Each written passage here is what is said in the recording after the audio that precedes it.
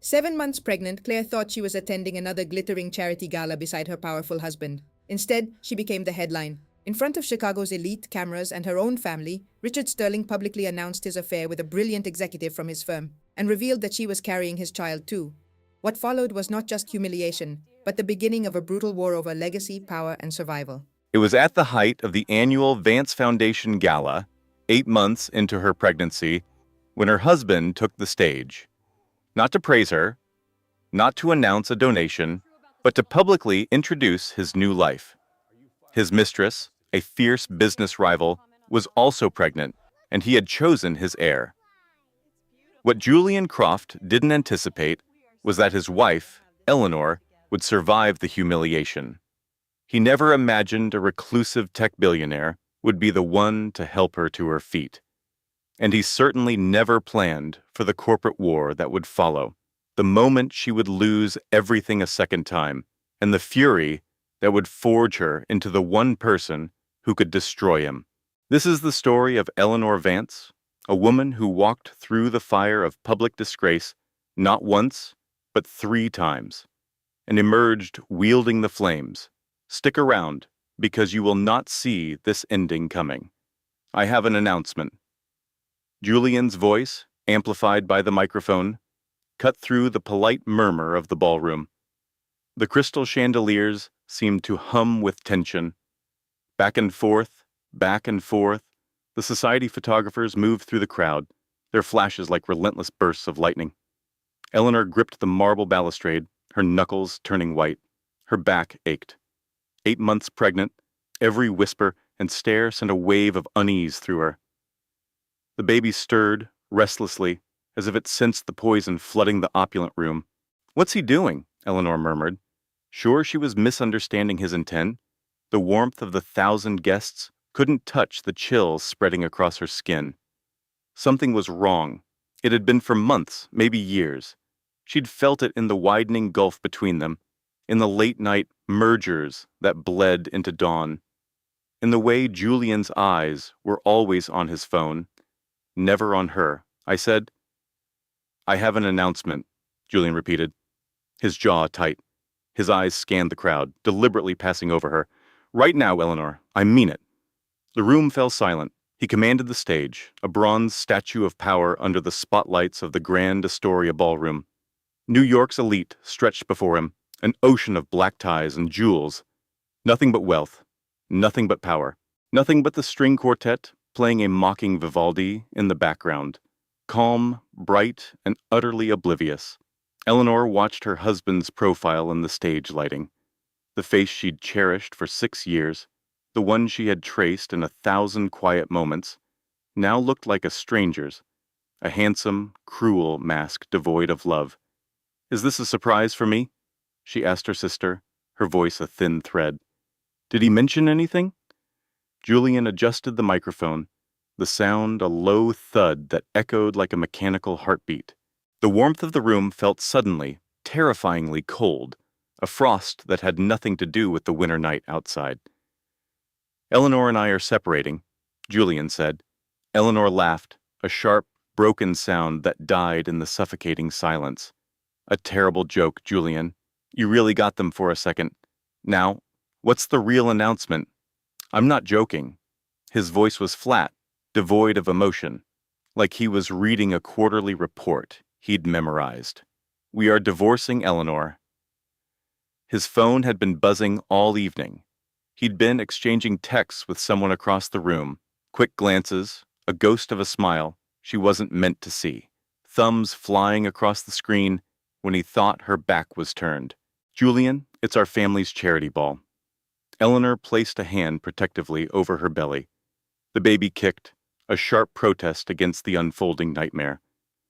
"We're in front of everyone we know, and I'm 8 months pregnant. This isn't funny. I told you I'm not joking." Julian finally met her gaze from across the room. His gray eyes, the ones that had captivated her at a gallery opening 6 years ago, were completely blank. No warmth, no regret, no soul. "Isabella is pregnant too. She's due in April, just a few weeks after you, and I have made my choice." The words echoed in the vast ballroom. Eleanor heard them, but her mind couldn't assemble them into a reality she could accept. Isabella.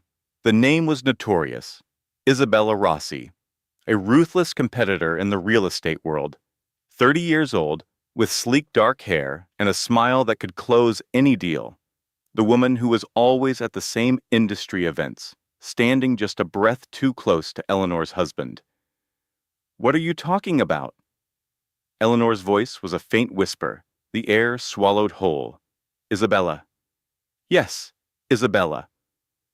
Julian said her name like an invocation. "We've been partners for 3 years.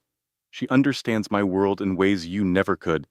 She fuels my ambition, and now she's carrying my son, the heir I truly want. 3 years. The number rang in Eleanor's mind like a funeral bell. 3 years of deception. 3 years of a shared bed with a man dreaming of another woman. But I'm carrying your child too. Eleanor could hear her own voice splintering. Our baby, the one we fought so hard for. All those clinic visits, all those dashed hopes, and now, finally. That pregnancy was a contractual obligation. Julian cut her off. His voice amplified for every guest to hear. A mistake that never should have materialized. I thought I had handled that situation. Apparently my methods were not thorough enough. Handled that situation. The phrase struck Eleanor like a fist to the gut. What did that mean? What had he done? She looked at her husband, truly looked, and wondered how she had never seen it. How had she missed the predator hiding behind the perfect smile? The truth was, Julian Croft was taught from birth to conceal his real self. As the sole heir of the Croft empire, he learned that vulnerability was a fatal flaw. Emotions were liabilities. People were assets to be acquired, leveraged, and liquidated. His mother, a society queen, obsessed over his public image, while his father praised only victory. By 18, Julian understood that love was a transaction and marriage a strategic merger. The fastest way to win was to feign connection, use people for their worth, and then discard them without a second thought. Eleanor had been his greatest acquisition. Cultured, graceful, from a respected family, the perfect asset to soften his ruthless corporate image, the perfect illusion for a man who felt nothing. Yet she was the first person who made him question his creed. In the early days, before the deception became habit, he'd wondered what it might be like to truly love someone, to be vulnerable, to be real. He crushed those thoughts. They were weaknesses. They were dangerous. So he hardened his heart, perfected the lie, and built his world on the cold calculus that everyone, even his wife, even his unborn child, was disposable. I don't understand. Tears burned her cheeks, hot against her icy skin. Julian, please. Whatever this is, we can fix it. We can leave. We can talk. There's nothing to fix. Julian motioned to Isabella, who began to walk toward the stage. The movement was a verdict, final and absolute. Our marriage was a business deal. My father required me to project stability for the Hudson Yards bid. You were suitable, presentable, and just naive enough to think it was real. Her hands were trembling as she watched his new life join him in the spotlight. Desperate fingers dug into the cold marble. Julian, please. Eleanor was sobbing now, a raw public agony that a dozen cameras were capturing. You can't. I'll be ruined. Our baby. That is no longer my concern. He took Isabella's hand. The door to their life slammed shut, and the cold reality of her new one rushed in. Flashbulbs erupted, a blinding storm of light, searing the image into her mind, filling her lungs with the icy air of betrayal. Start over. Maybe you'll land on your feet. Maybe not. Either way, I am indifferent. Eleanor collapsed onto the stairs, her knees giving out. Pain shot through her body, a physical manifestation of her shattered heart. The stares of the crowd bored into her, 1,000 tiny daggers. She scrambled to her feet, helped by her sister, and pounded on the glass doors of the ballroom with a fist. Wait, my purse, my coat. Julian, please. I have nothing. Through the distorted glass, she could see him posing for the cameras, his hand on Isabella's stomach, adjusting his tie, smiling as if he were accepting an award rather than executing his pregnant wife in public. The town car pulled away from the curb. The engine purred as Julian accelerated into the night. The taillights glowed, two malevolent red eyes watching her with utter indifference. Then they vanished, swallowed by the city's glare. Eleanor stood on the cold sidewalk, the wind tearing at her gown, stealing the warmth from her body, alone in the heart of a frozen city. Ice crystals stung her cheeks like 1,000 tiny needles. Her breath ghosted in the air, swallowed by the wind. This wasn't real. The phrase became a frantic chant in her mind, a desperate mantra to rewind the last 10 minutes. Ethan would never do this. He couldn't have. In a moment, the red glow of his brake lights would cut through the snow. He'd be back. It was just a twisted game, a horrible dream. But the mountain road was empty. All she heard was the gale and her own fractured breathing. He was gone. The truth landed like a fist to her gut, and her knees gave way. She crumpled into a snowdrift, clutching her pregnant belly, a futile gesture to shield her unborn son from the biting chill. How long could someone last out here? A fact from a long-forgotten first aid course floated up. Before Ethan, before his insistence that the wife of a venture capitalist didn't need a career. Before she shelved her architectural dreams to fit into his world. Frostbite attacks, exposed skin in minutes. Hypothermia follows. Shivering, confusion, exhaustion, then nothing. She had maybe half an hour in this blizzard. Her jaw ached from her violent shivering. The baby was still. The frantic kicking had stopped. Be safe, little one. Please, just be safe. Amelia fought her way back to her feet. They felt like blocks of ice, clumsy and foreign, but she forced them forward, one step, then another. It was her only job now. Find cover. Find someone. Survive. The road vanished, ahead into a swirling vortex of white. She didn't know which way the town was, how many miles she'd have to go, or if she could even make it. For her son, she had to. Amelia trudged on. One step, and another, and another. The snow, already deep, was rising with every gust. Her designer heels, a ridiculous choice, for a charity gala, were useless, soaked in an instant. Her toes were numb, her feet were just distant aches. The wind sliced through her thin evening coat. A garment chosen for style, not survival, always trying to be the perfect accessory for Ethan. Now look at her. After what felt like an eternity, but was likely under an hour, she saw it. A faint glimmer between the pines, a warm light defying the storm. A house. Amelia surged ahead, a fresh wave of adrenaline. Fighting the exhaustion, her legs were on fire, her lungs burned with each icy gasp. Dark spots swam in her vision, but she focused on the light, on that tiny spark of hope. The forest thinned, revealing the source. It was a stunning modern home, a masterpiece of glass and cedar, clinging to the hillside.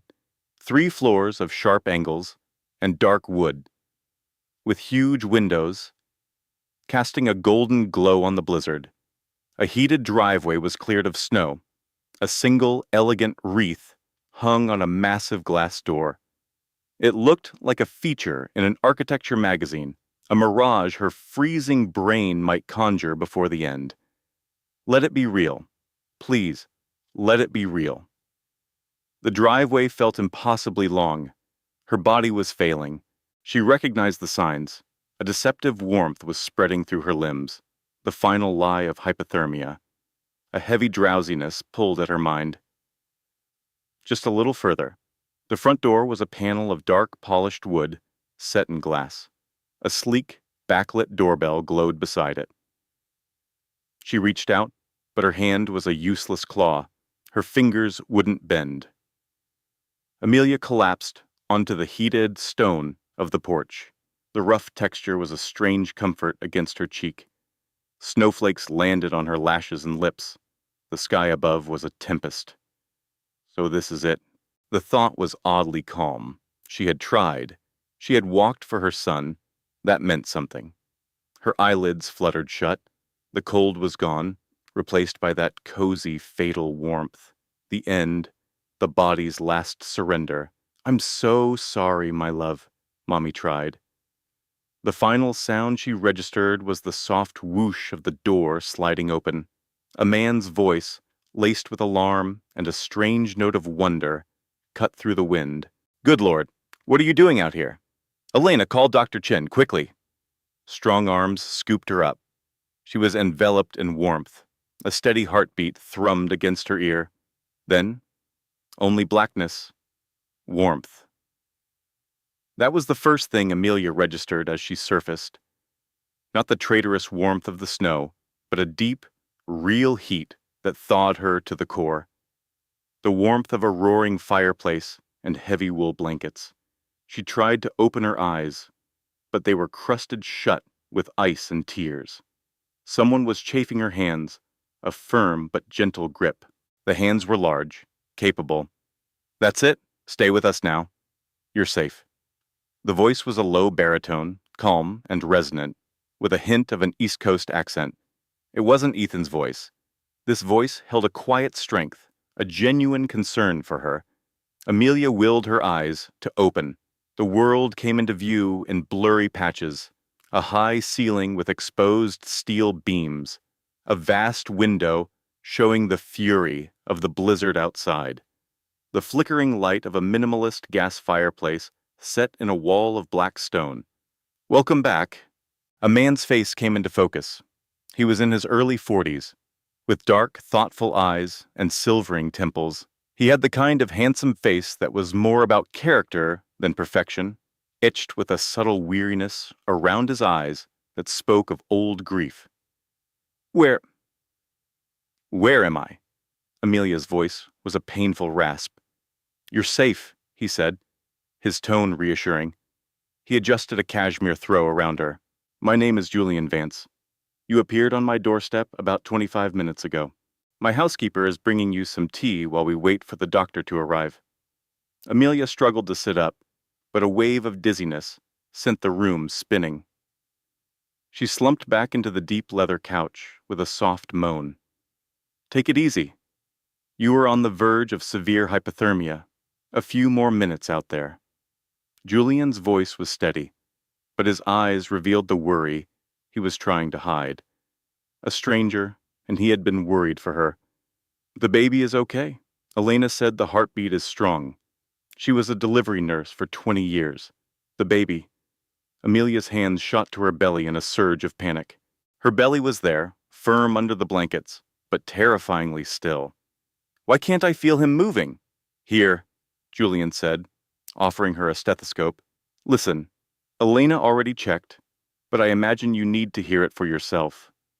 Amelia took it, her hands shaking. Julian guided her, his touch professional and brief, as he helped her find the right spot. She put the earpieces in and listened. Thump, thump, thump, thump, fast, steady, and miraculously strong.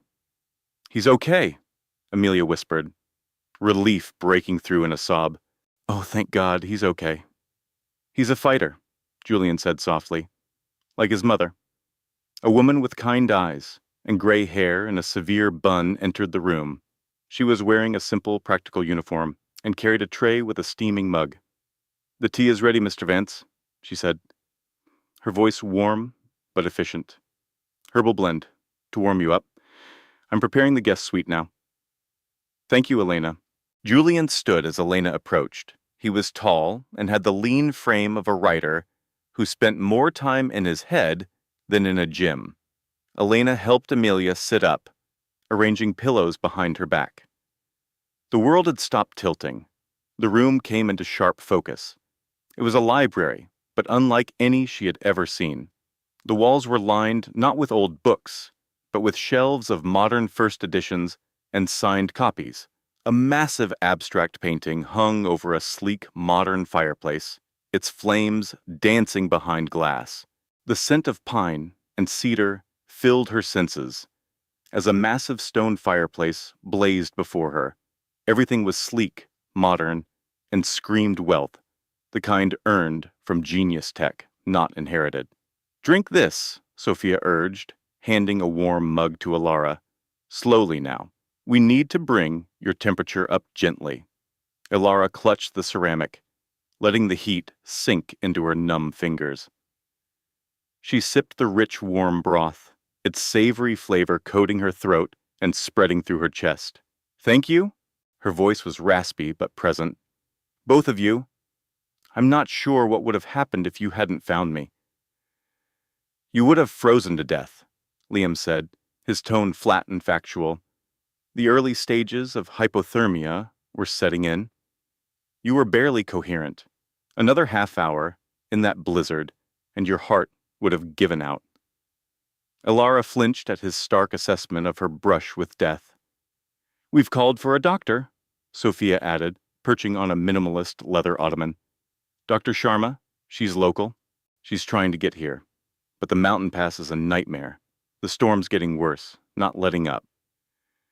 "I need to call someone," Alara said, a wave of panic rising. "My purse, my phone? I have nothing. The landline is working." Liam gestured to a sleek phone on a side table. "Cell service is down mountain-wide, but the hard line is solid. Call whoever you need." Ilara's mind went blank. Her parents were gone. Her brother lived in Singapore, and Julian had made sure she had no one left. All her friendships faded as Julian tightened his control, leaving only Maya, her fiery friend from art school who never quite gave up. "First, tell us what happened." Liam's voice was calm but insistent. "How did you find yourself on my property line during a Christmas Eve blizzard, 7 months pregnant, and dressed for a gala, not an Arctic trek?" Ilara glanced down at her ruined silk dress. The designer coat was useless against the elements, and her high heels were now destroyed. A perfect example of style over substance. "My husband," the name felt like poison. "We were driving to a corporate retreat in Aspen, an annual event." She paused, gathering her courage for the rest. "He pulled over on that remote mountain road during the storm." Her voice trembled. "He told me to get out, said his colleague was pregnant, and that he was choosing her." The ensuing silence felt heavy. The fire hissed. The wind howled a mournful song outside. "He abandoned you." Liam's voice was dangerously quiet, colder than the storm itself. "Your husband left you on a mountain pass in a blizzard, 7 months pregnant." "Yes," Ilara whispered, unable to look at him. The shame was a crushing weight, even though she knew this was Julian's monstrosity, not her fault. Shame, she knew, was never logical. "That's attempted murder." Liam's words were sharp, precise, the voice of a man who understood consequences. "At the very least, criminal endangerment resulting in, well, you were close." "I know." The tears she'd suppressed finally broke free, streaming down her face. "I know what he did. I can't process it." Their whole life together, a lie that unraveled on a snowy road. Sophia was there in a second, her strong arms a sudden comfort, smelling of cinnamon and cedar. "Oh, you poor dear." Sophia's voice was thick with emotion. "What kind of monster does that? What kind of animal leaves his pregnant wife to die on Christmas Eve?" Ilara wept into the older woman's shoulder, deep, ragged sobs for the man she thought she knew and the life that had just been stolen from her. "I'm sorry," she gasped between breaths. "I'm so sorry. You don't know me. I'm just falling apart in your home." "You have nothing to be sorry for." Liam stood by the massive window, his hand near a framed photo of a woman with vibrant, smiling eyes. "What that man did was unforgivable," he said, his gaze fixed on the picture. "You're not falling apart. You're surviving. There is a world of difference." Ilara looked up from Sophia's embrace at this man who offered her a lifeline of validation without pity. "Why are you being so kind to me?" she asked softly. Liam was silent for a moment, his gaze shifting from the photo to the endless snow outside. Because my wife would have demanded it. His voice was a near whisper. Isabel had a soft spot for strays. People who needed a champion. She would have brought you in herself. She would have raised hell on your behalf. Would have. The past tense hung in the air. Ilara finally understood the sadness in the house. I'm so sorry for your loss, she said. Liam gave a single sharp nod. Sophia, please get the west guest room ready. Our guest is staying until this storm breaks. He glanced at his phone. The forecast says the avalanche risk will keep the roads closed for at least 48 hours. 48 hours. I can't impose like that, Ilara protested. There must be a shelter. The roads are impassable. Liam's tone softened slightly. Even if we could move you, which is a bad idea, there's nowhere to go. Please stay, rest. Let Sophia take care of you, and let the doctor check on you and the baby. There was no arguing with him.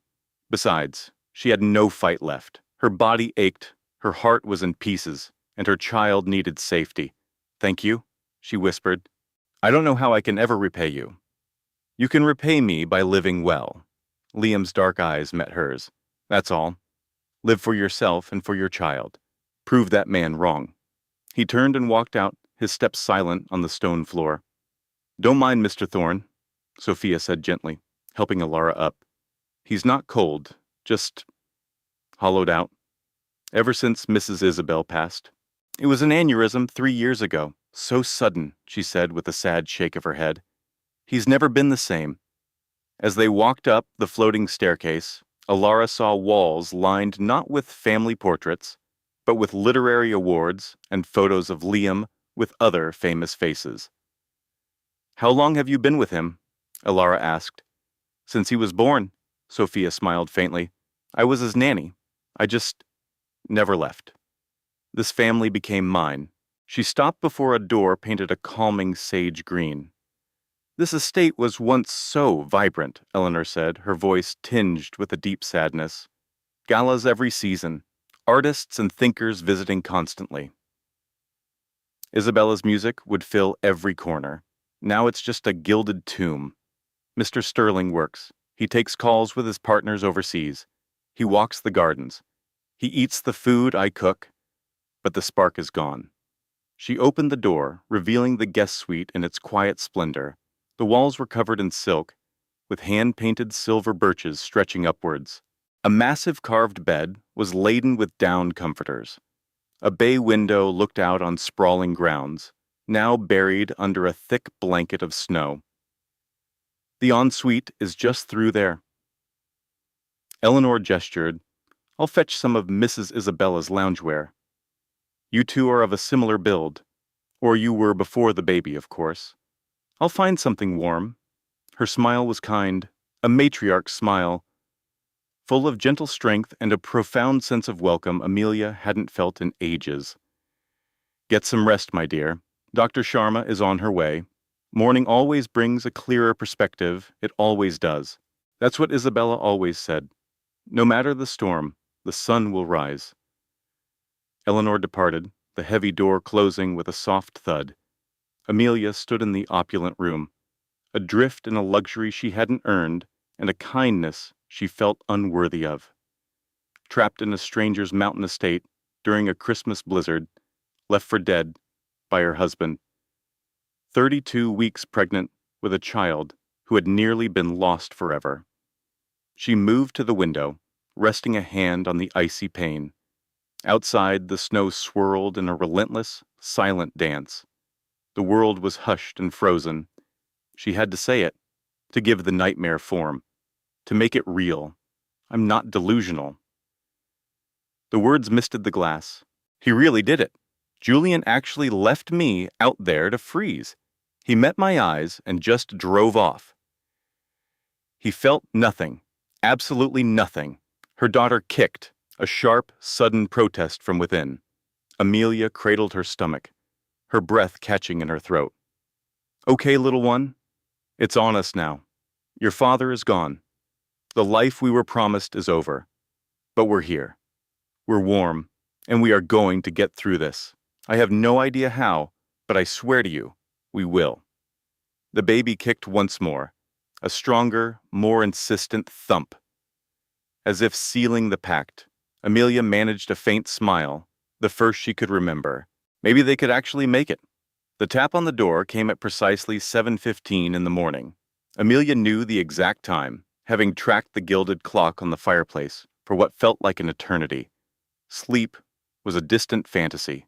Each time she shut her eyes, she saw Julian's face, a mask of cold indifference. So she watched the minutes tick by. 1 a.m., then 2, then 3. The world outside a void of black, pierced only by the endless cascade of white.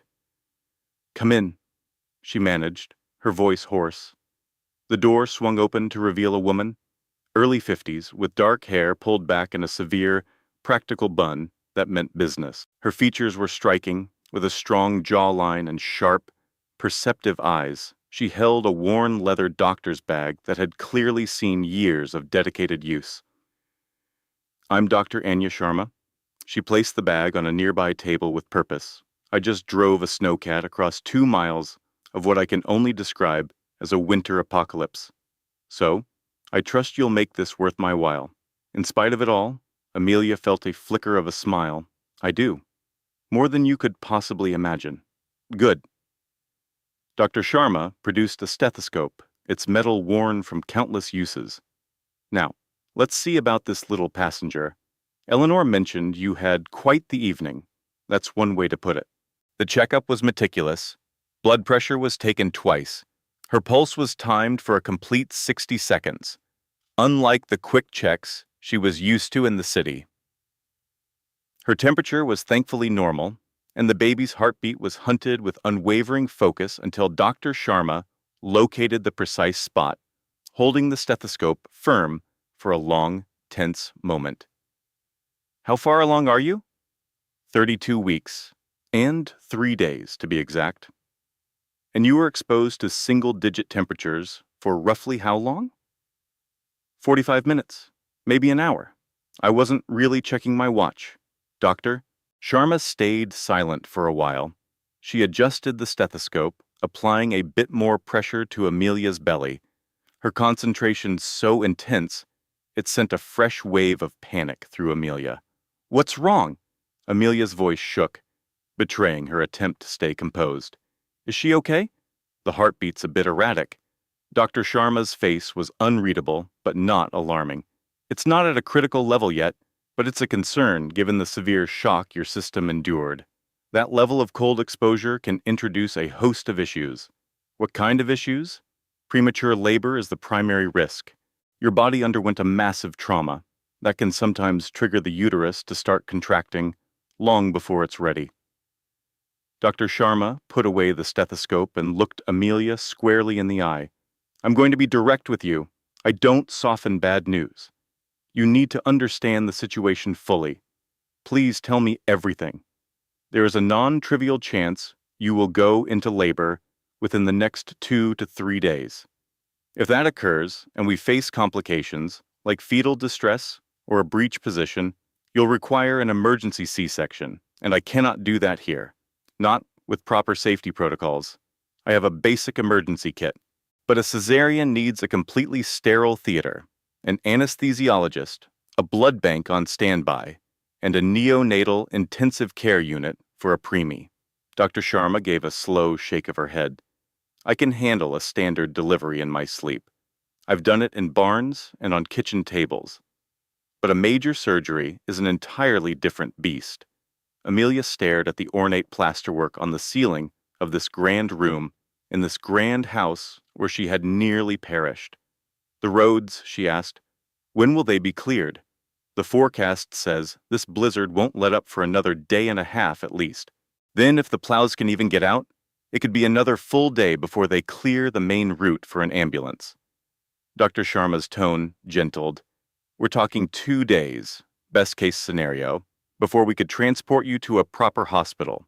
So, if labor starts, what then?" "I will use every ounce of my skill to deliver your child safely. I carry medication that can sometimes slow down early labor. I have instruments for many potential problems, and I have 3 decades of experience. Dr. Sharma gave her hand a firm squeeze. I'm not trying to scare you. I'm informing you because the best thing for you now is to stay calm, rest completely, and let your body heal. And if I do need surgery, we will manage that situation if it arises. I've done difficult procedures in worse places. It's far from ideal, but it is not a death sentence. Dr. Sharma rose, packing her bag with swift movements. For now, you are on strict bed rest. Push fluids, eat whatever Eleanor brings you, even if you have no appetite. And you will notify me at the first sign of a contraction, any spotting, or any change at all in the baby's movement. Got it? Yes, got it. Dr. Sharma paused at the door, her hand on the knob. Mr. Sterling told me what happened, how you came to be out there. Her voice turned to steel. I've been a doctor in these mountains for 30 years.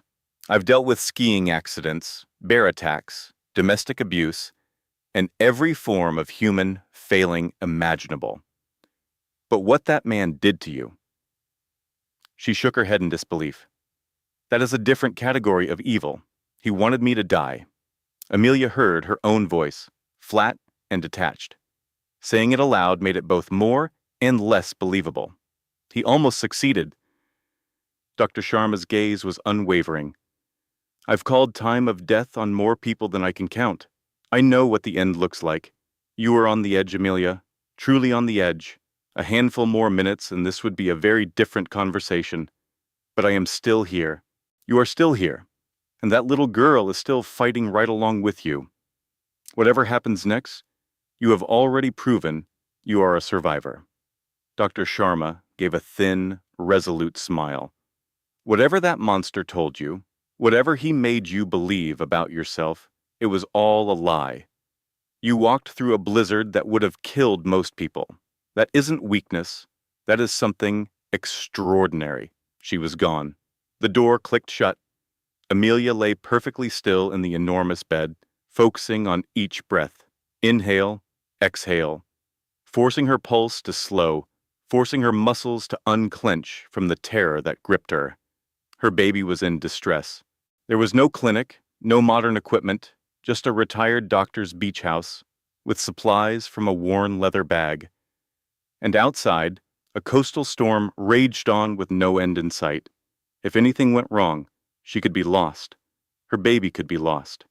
Here in this beautiful guest room, with its driftwood furniture and a window overlooking the churning, gray ocean. Meanwhile, Ethan was in a sunny city with Chloe, celebrating their new venture, likely not giving her a second thought. Just as the backup generator kicked in, her phone lit up with a single bar of service, delivering a notification that shattered the quiet dread. Amelia was in the kitchen with Mrs. Albright, pretending to eat the clam chowder she'd been offered despite her stomach being in knots. Her insides were too twisted with fear to accept food, but the older woman was firm, and Amelia had quickly learned that arguing with her was pointless. A mother has to eat, dear. That little one is taking everything from you, and if you don't refuel, you'll have nothing left. The notification was a bank alert, a high-value transfer she didn't recognize. Before she could investigate, the landline shrilled. Mrs. Albright answered it. Amelia watched her face shift from confusion to deep concern, and then to a quiet, simmering fury. Just a moment, she said, her voice tight. I'll pass you to her. She held the receiver out to Amelia, her eyes communicating that bad news was on the line. It's a woman named Sophia. She said she's your best friend and has been trying to reach you since yesterday. She sounds quite desperate. Sophia. Amelia snatched the phone, as if it were a life raft. Hello? Oh, thank God, Amelia, thank God. Sophia's voice was a ragged mix of relief and rage that crackled over the line. I've been trying you for almost 36 hours. I called the Coast Guard. I called the state police. I went to your loft, and the doorman said you'd left for the weekend and threatened to have me arrested for trespassing. Where are you? What's going on? Where is Ethan? I'm all right. Amelia's voice shook, betraying her attempt at calm. I'm safe. I'm at a house on the coast. Someone helped me after... After what?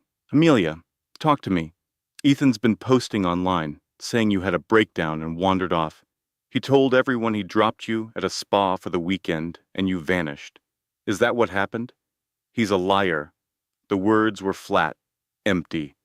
He stopped the car on the highway in the middle of the storm. He told me to get out. He said his business partner was pregnant, and he was choosing her. A thick silence hung on the line. Amelia could just hear Sophia's sharp, controlled breathing. Then the calm broke. I am going to destroy him. Sophia's tone was all ice. I'm going to find that pathetic, gaslighting, narcissistic fraud, and I'm going to dismantle his entire life, piece by piece. Then I'll build it back up just so I can tear it down again. Where is he? Do you have any idea? With Chloe, his COO, the one who's also expecting. I know. Sophia's voice dropped, becoming colder, more clinical, which was somehow more terrifying than her rage. I know about Chloe, and I know a lot more. I've been making calls since you went dark, pulled a few strings, looked at some files I probably shouldn't have. What did you find? Are you sitting down, Amelia? Just tell me. Sophia took a clinical breath. When she spoke, her voice was even, like a lawyer presenting an airtight case. Ethan liquidated your joint investment portfolio yesterday afternoon. Every last cent, nearly $1.5 million, moved into an untraceable crypto wallet. Amelia leaned against the kitchen counter, the room starting to tilt, that horrible, familiar feeling of the floor giving way beneath her. The loft, Sophia pressed on, her voice unforgiving. Your loft in the city, the one you poured 4 years of your life into designing. Your name was never on the deed. He had you sign the closing documents as a corporate witness, not a co-owner. It's a classic financial abuse tactic. The victim believes they're co-signing on a shared property, but they're actually just witnessing the transaction, signing away all their rights. That's not possible. I was there. You signed where he pointed. The witness line is on the same page as the owners. It's easy to deceive someone who trusts you implicitly. Sophia's voice softened with a hint of sorrow. I am so sorry, Amelia. But it gets worse. How could it possibly be worse? The loft was sold 2 days ago, the day he drove you out to the coast. He listed it under a shell corporation before you even got in the car. The broker confirmed it. He was planning to erase you and your assets in one clean sweep. Amelia couldn't form words, couldn't draw a breath. The cozy kitchen felt like it was shrinking, the ceiling lowering to crush her. There's one other thing. Sophia hesitated, and when her voice returned, it was heavy with a mix of fury and pain. Chloe wasn't a surprise. Their affair has been going on for at least 4 years. I found emails, travel itineraries, receipts for gifts. They barely even tried to hide it once I knew where to search. 4 years. The number spun in Amelia's head. 4 years of deceit. 4 years of thinking she had a partner. 4 years of sharing her life with a man who was methodically planning to ruin her. But the final piece, Sophia's voice cracked. Oh God, Amelia, the final piece is the cruelest. You know how your design firm lost that big waterfront project last year? How you blamed yourself for that last-minute bid failure? They said there was an error in my zoning application, that my plans were unviable. They never said that. The commission never said that. Sophia was openly weeping now. Amelia could hear the choked sobs. I called a friend in the city planning office, had him pull the submission records. Ethan canceled your final bid presentation. He told the commission you were withdrawing your proposal, citing personal health reasons. They had no idea you thought you were still in the running. The phone slipped from Amelia's grasp, hitting the slate floor with a sharp crack. She could hear Sophia's tinny voice calling her name from the floor. Amelia? Amelia, are you okay? Amelia, please say something. She couldn't move to pick it up. Mrs. Albright was there in a second, her strong arms guiding Amelia into a chair. a steady hand placing a glass of water in her trembling one. "Breathe, child," Mrs. Albright instructed. "Whatever you just learned, you have to breathe. Think of your baby. You have to stay calm for her." Amelia forced her lungs to work, in and out, in and out. But every breath was like swallowing sand. Every exhale felt like a piece of her was escaping for good. He didn't just abandon her. He had systematically unmade her entire life, year by year. Her money, her home, her career, everything she believed she had built was just a stage he had constructed to keep her compliant and dependent until her role in his play was over and she had fallen for every line, trusted every performance, and loved a man who saw her as nothing more than an obstacle to be removed. Mrs. Albright picked up the phone, spoke in low, firm tones to Sophia, scribbled down a number, and promised to call back as soon as Amelia was calmer. Then she sat beside her in the quiet kitchen, saying nothing, simply holding Amelia's hand as the storm outside finally began to quiet. And deep inside Amelia, something essential and fundamental finally broke. The cramping started that evening. At first, Amelia ignored it. Stress, false labor, the baby shifting. She had felt similar feelings for weeks, fleeting tightenings that came and went. But these didn't go. They grew closer, sharper, more demanding. Dr. Albright was at her side, moments after his wife called him. How far apart? 5 minutes, maybe less. Amelia clenched the arm of the chair, breathing through a wave of pain that seized her entire body. This can't be happening. It's too soon. She's not ready. Your system has endured an immense shock. Sometimes trauma like that tells the body it's time, whether it's ideal or not. Dr. Albright checked the baby's heart rate with his old stethoscope, a bit fast but steady. "We need to watch you carefully and see if we can slow this down. Can you stop it? We can try. We will do everything we can." They moved Amelia into the main bedroom, the largest in the house, giving them room to work if things got difficult. Mrs. Albright had already turned it into a makeshift delivery suite with fresh linens, boiled instruments, and everything Dr. Albright might need. Their son, Ben, helped carry things, his face pale, but his hands not shaking. He worked with the quiet competence of someone who knew how to manage a crisis. "What else do you need?" he asked his father. "Just stay near. We might need your help." Sophia was on the road, hours away but closing the distance, armed with a file of evidence and a burning sense of justice. And Amelia was at the heart of it all, terrified and exposed, 33 weeks pregnant in a stranger's house on what should have been a normal winter day. "If I don't make it through this," she said between pains, her voice strained, "I need you to promise me.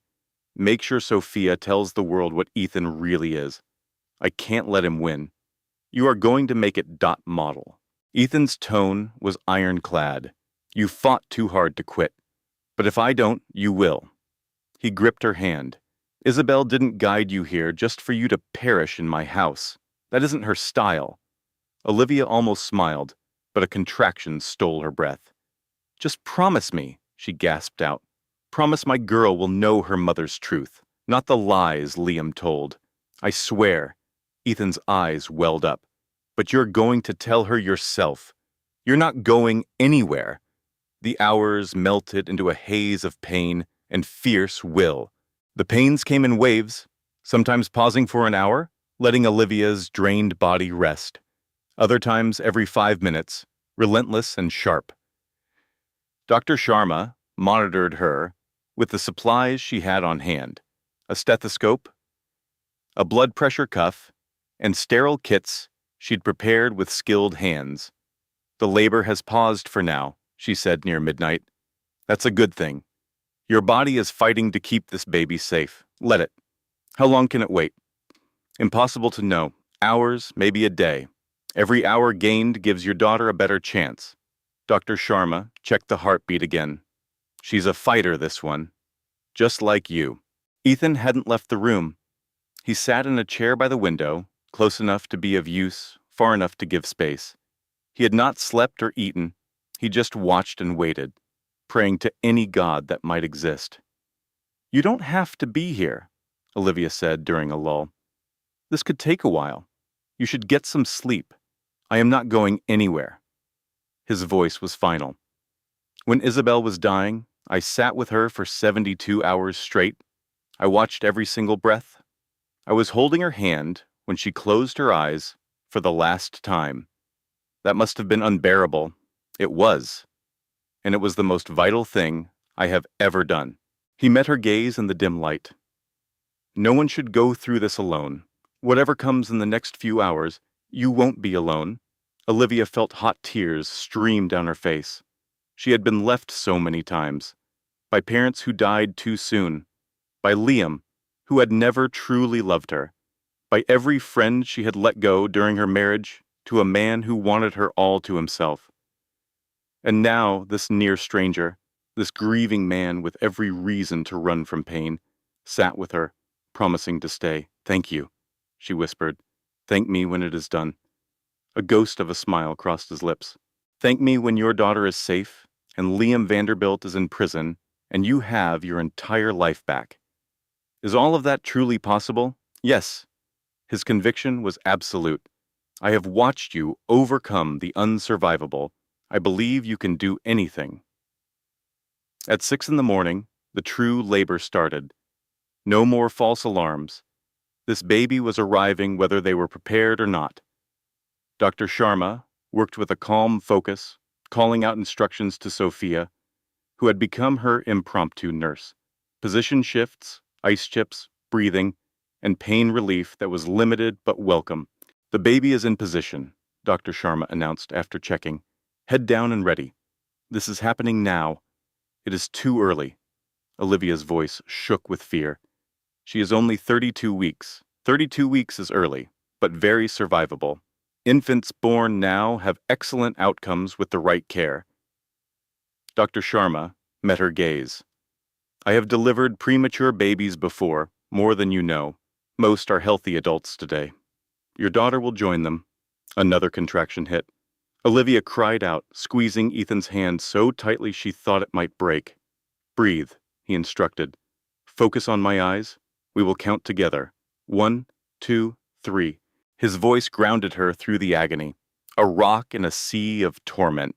She focused on his face, his dark eyes, the steady cadence of his counting. "Good," Dr. Sharma said as the contraction ended. "You are dilating fast. This baby wants to meet the world." The next hour was a chaotic blur. Push, rest, push again, breathe, wait. Now push. Olivia stopped thinking. She felt nothing but the primal urge to bring her child into the world. Her entire being narrowed to that one purpose. And then, the cord is wrapped around her neck. The words cut through the haze. Olivia saw the fear flash across the doctor's face. Dr. Sharma masked her alarm. "What does that mean?" "It means I need to move very quickly. Stay calm. Let me handle this." Her hands moved with expert precision, manipulating the baby in ways Olivia could feel, but not see. The pressure was immense. The fear was a lead weight on her chest. "One last push," Dr. Sharma commanded. "Give me everything you have, now." Olivia pushed, screamed, and gave her all. An awful silence followed, a vacuum where a cry should have been, then a wail, tiny and furious and utterly perfect. The most beautiful sound Olivia had ever heard. "It is a girl." "Doctor." Sharma's voice was thick with relief. A healthy, feisty, perfect little girl. They placed the baby on Olivia's chest, still wet and screaming at the shock of being born. Impossibly small and impossibly flawless. Olivia looked down at her daughter, at the dark hair on her wrinkled head, her eyes shut tight, her fists waving in protest. "Hello," Olivia whispered. "Hello, Clara Isabel. I am your mommy, and I will never, ever let anyone hurt you." The baby's eyes fluttered open, dark newborn blue, but with a fierce spark in them. Something that spoke of survival. "She is beautiful. Ethan's voice was thick with emotion. "She is just beautiful. Clara Isabel Vanderbilt," Olivia told the room. "Clara, because of the clarity this moment has given me. Isabel, for the woman whose home saved us both." Ethan made a noise that was half laugh, half sob. His hand shook as he reached out and touched the infant's cheek. "Isabel would be so honored," he said. Dr. Sharma gave them a quiet moment. Then she returned to her work, checking vitals and cleaning up. 5 pounds, 2 ounces, she announced, small but very healthy. Lungs are clear, heart is strong. After everything, this is a miracle. A Christmas miracle, Sophia said from the doorway, tears rolling down her cheeks. A day late, but a miracle nonetheless. 2 days after Clara's birth, the storm passed and the roads cleared. The sheriff's department arrived first. 2 deputies, in a cruiser, that crawled up the muddy driveway, their faces serious. Mrs. Vanderbilt. The senior officer took off his hat as he walked into the study where Olivia waited. "I am Sergeant Miller. This is Deputy Chen. We've been looking into your case since your husband filed a report. I'm ready to make a statement." Olivia sat near the fireplace, Clara asleep in her arms. "I have been waiting to tell my story." Her statement took almost 3 hours. Olivia recalled everything with precision. The drive to Napa, Liam's phone buzzing with messages he tried to conceal, the moment he stopped at the remote cabin, his exact words. She described the storm, the cold, and the desperate walk that nearly killed her, the vineyard where she finally collapsed. She told them about the financial ruin, the emptied bank accounts, and the years of lies and careful manipulation. She told them of his scheme to sabotage her fertility treatments, of appointments he canceled in her name, of the years she thought her body had failed her. When she finished, both deputies seemed shaken. "This is attempted murder," Sergeant Miller said bluntly. "Premeditated. He left you in a situation he knew would likely kill you. And he did it after arranging his money to benefit from your death. Can you prove it? We have GPS data showing he never left the city. Phone records prove he was with his mistress. Bank transfers show his planning." The sergeant's jaw was tight. "The evidence is overwhelming. We already have a warrant for his arrest. He's been on television calling me mentally unstable. We've seen those interviews. They're not going to help him," Officer Chen spoke up. "The physical evidence refutes his claims. He says he left you at a luxury resort. GPS and the sabotaged car prove he left you there to die. What's next? Now we go get him." "He is staying at his mistress's parents' home in Sausalito. Units are responding now." Sergeant Miller rose. "I've been a cop for 23 years, Mrs. Vance. I've seen some dark things. But what your husband planned for you—" He shook his head slowly. "That's a whole new level of cruel. You were incredibly strong to get through this, and we will ensure he answers for it." Julian Vance was taken into custody that night. Marcus brought Eleanor the news, having his security team monitor the situation. "They picked him up at the Innovate West Gala," he said with quiet satisfaction. He was accepting an award with Chloe on his arm when the SFPD walked on stage. The photo of his face is already going viral.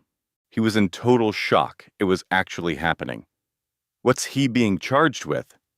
Attempted murder, conspiracy to commit fraud, and reckless endangerment. The DA is looking at adding charges for tampering with your medication after the lab results are finalized. Marcus showed a rare, sharp smile. His father's legal team is scrambling, but this isn't a problem money can erase. There's too much digital evidence, too many witnesses, and a huge public outcry. For the first time since that horrible night, Eleanor felt a sliver of hope. Julian was behind bars. The proof was irrefutable. Justice seemed possible. She held Lily closer, letting herself think the nightmare might be ending. She couldn't have been more wrong. The Vance family's retaliation began exactly 1 week after Julian's arrest. Eleanor was still recuperating at Marcus's Napa estate, regaining her strength and learning to care for a premature infant who needed constant attention. She had just gotten Lily back to sleep when her host appeared, holding an envelope with a grim expression. "This was just delivered," Marcus said, his voice tight, "from a law firm in the city. Sutton, Croft, and Thorne." Eleanor took the thick envelope, her fingers shaking. She knew the name. Everyone in San Francisco's elite circles knew them. They were the fixers you hired when you had infinite funds and zero ethics. They were the lawyers who buried problems, no matter how monstrous. She tore it open, her eyes scanning the text. She read it again, certain she had to be mistaken. "What is it?" Marcus stepped closer, his face lined with concern. "Eleanor, you look like you've seen a ghost. What's in there?" "They're suing for custody." Eleanor's voice felt like it was coming from a great distance. "Julian's parents. They've filed an emergency petition for guardianship of Lily." "On what grounds?" "Mental incompetence. They're alleging I have postpartum depression with psychotic features, that I'm a threat to my own daughter." Eleanor's hands trembled so much the document rustled. "They've included reports from 3 psychologists I've never even heard of. They have a declaration from Chloe detailing how I made threats against myself and the baby throughout the pregnancy." Her voice cracked, failing her.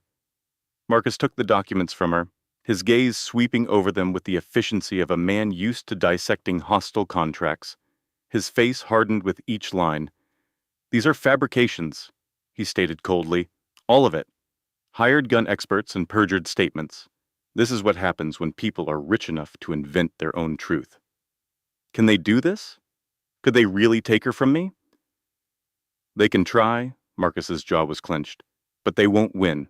I'll see to that personally." But Eleanor saw the worry deep in his eyes.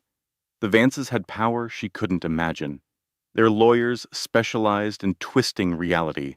Their influence reached into every part of the city's power structure. And she was alone. No money, no career to return to, no support, but the kind man who'd taken her in. "There's more," Marcus said, his voice low as he read on. "They're also petitioning to have Julian's charges dismissed, alleging prosecutorial misconduct, an illegal evidence chain, and that you concocted the entire scenario out of jealousy over his new relationship. That's ridiculous." The texts from the iPad alone prove they have a cybersecurity expert who will testify that those messages were faked. They have hotel staff who will swear they saw you meeting with a man that night. They've created a story that casts you as a vindictive woman set on destroying her ex-husband's reputation because she couldn't handle him moving on. None of it is true. Truth isn't the point for people like them. Marcus placed the papers on the table. The point is, what they can convince a court is true. And with enough money, slick lawyers, and paid testimony, they can make a judge believe nearly anything. Eleanor collapsed into a chair, Lily still asleep in her arms, unaware of the powerful machine trying to tear her from her mother before she was even a month old. "What can I do?" Eleanor whispered. "I can't possibly fight them. I'm broke." "You have me." Marcus knelt to look her in the eye. "You have my fortune, my team, and my lawyers, who are absolute sharks." His tone was ironclad with resolve. "If they want a war, they'll get one. And we are going to win. Why are you doing this for me? You hardly know me. This will cost millions. It will take over your life, for who knows how long. Why?" "Because your grandmother would have expected it of me," Marcus said, his voice softening.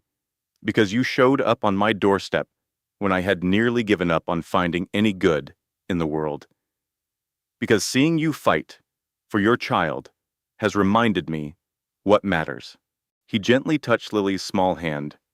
"And because this little girl deserves a mother who adores her, not grandparents who view her as a corporate asset." Tears streamed down Eleanor's face. She had cried more in the past few weeks than in her entire adult life combined. "Thank you," she choked out.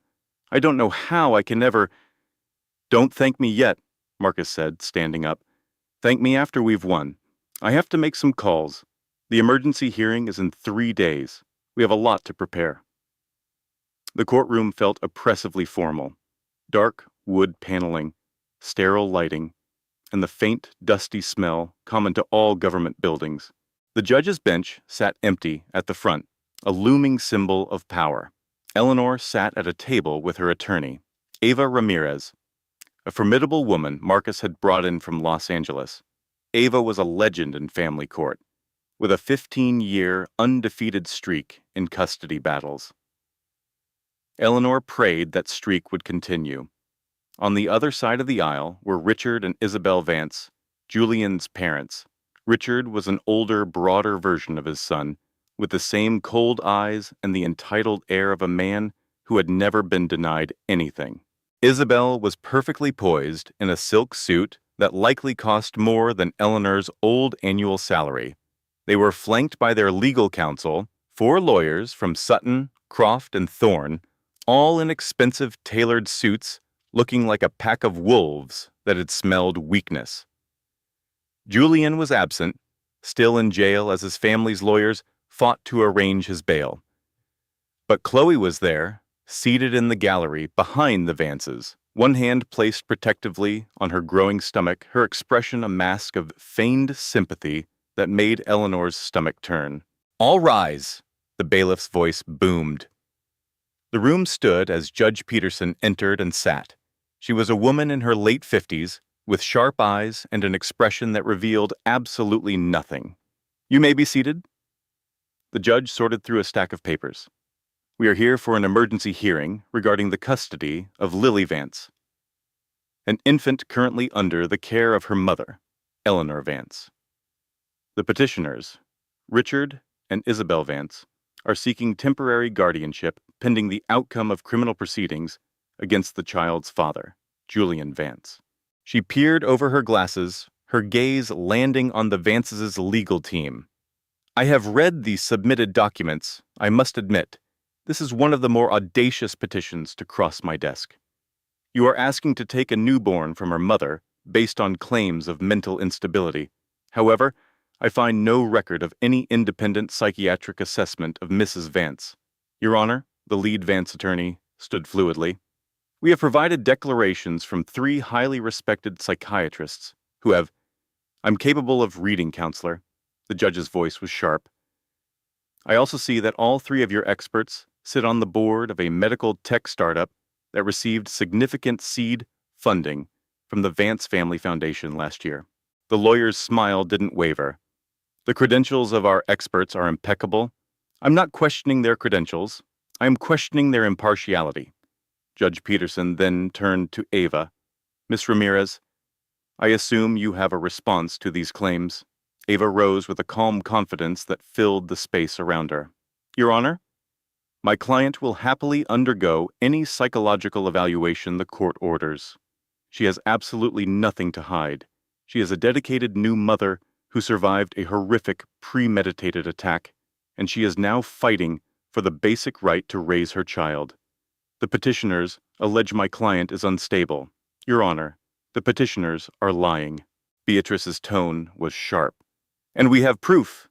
Her aide began handing folders to the judge and opposing counsel. "What you're holding is a timeline of Liam Vanderbilt's abuse over his marriage. Financial control, isolation, gaslighting, poisoning her prenatal vitamins, and an attempt to end her pregnancy." "Objection!" The Vanderbilt attorney shot up. "These are unproven allegations." "Untried," Beatrice corrected. "The difference is significant. We have overwhelming evidence. Lab reports show what was in her system. Pharmacy records show who filled the prescription. Medical files confirm what the specialist found when Mrs. Vanderbilt sought a second opinion. Your Honor, the defense is trying to smear my client. Their client is trying to steal a child from his mother to avoid the consequences of his actions." Beatrice's voice was like ice. "Let's be very clear. Liam Vanderbilt tried to harm his unborn child. When that didn't work, his family began a campaign to destroy her reputation. They faked psychiatric reports. They paid experts for false testimony, and now they ask this court to reward them by granting custody of a baby who is perfectly healthy in her mother's care. Mrs. Vanderbilt is without a home or a job. Mrs. Vanderbilt is staying with a close friend while recovering from being poisoned, Beatrice countered, then faced the judge.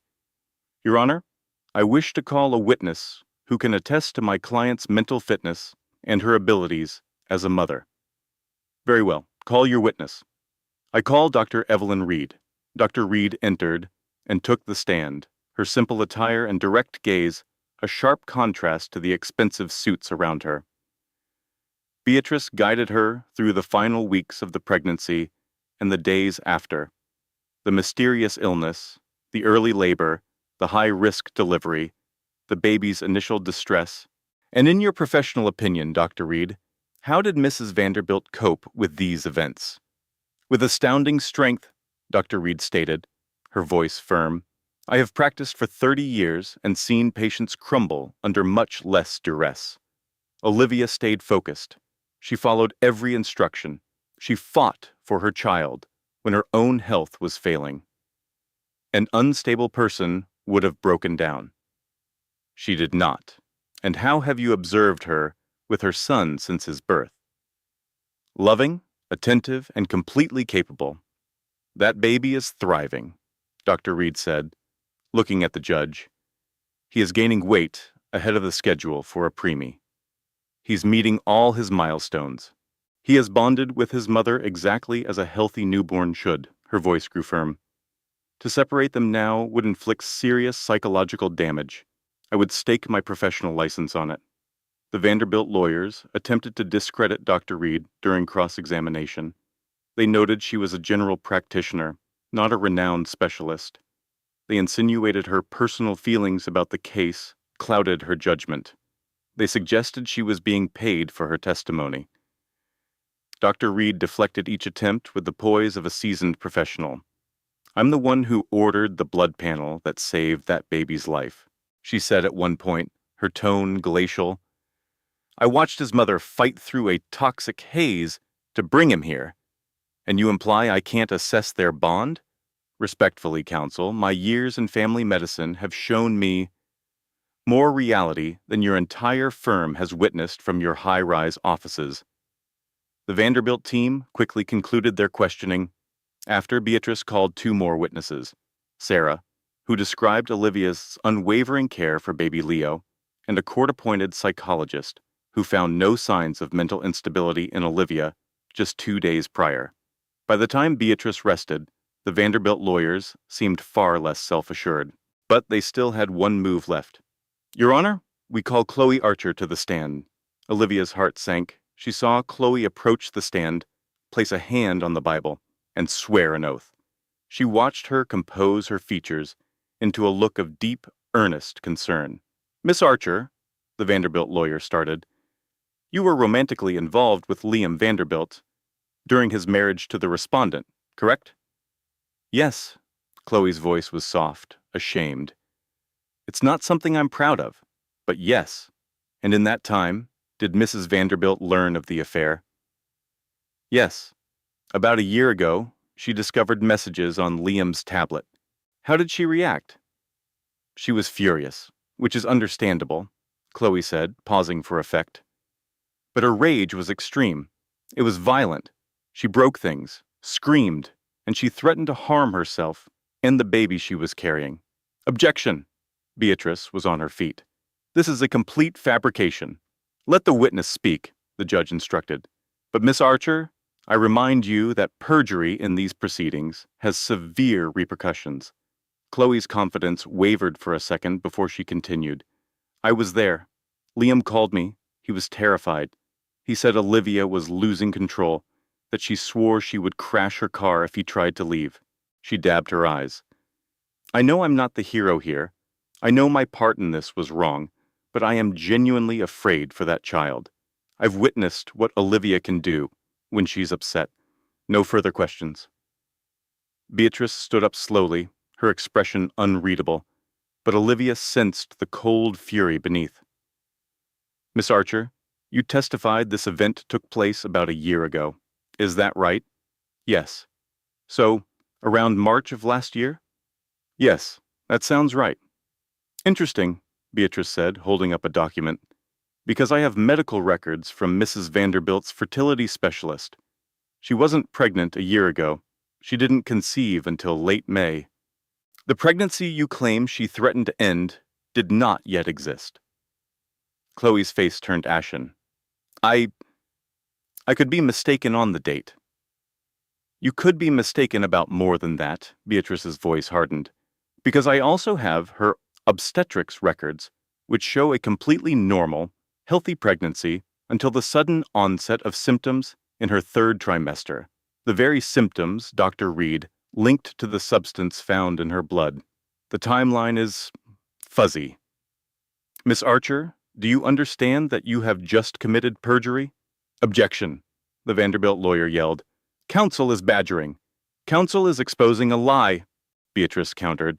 Miss Archer, I'll ask you plainly. Did this event you described ever occur, or did the Vanderbilt family instruct you to lie under oath? Chloe's composure shattered. She glanced helplessly at the Vanderbilt table, at Liam's father's stony expression, at the lawyers who had prepped her. Then her eyes met Olivia's, the woman whose marriage she'd helped ruin, the mother now clutching her baby with a fierce grip. A flicker of something that might have been remorse crossed her face. Her voice was a whisper. I need to speak to my lawyer. Your Honor, I move to strike Miss Archer's testimony in its entirety as perjured, Beatrice said instantly. Motion granted. Judge Sterling's voice was frigid. And Miss Archer, you will make yourself available to the DA's office regarding potential criminal charges. This court has no tolerance for perjury.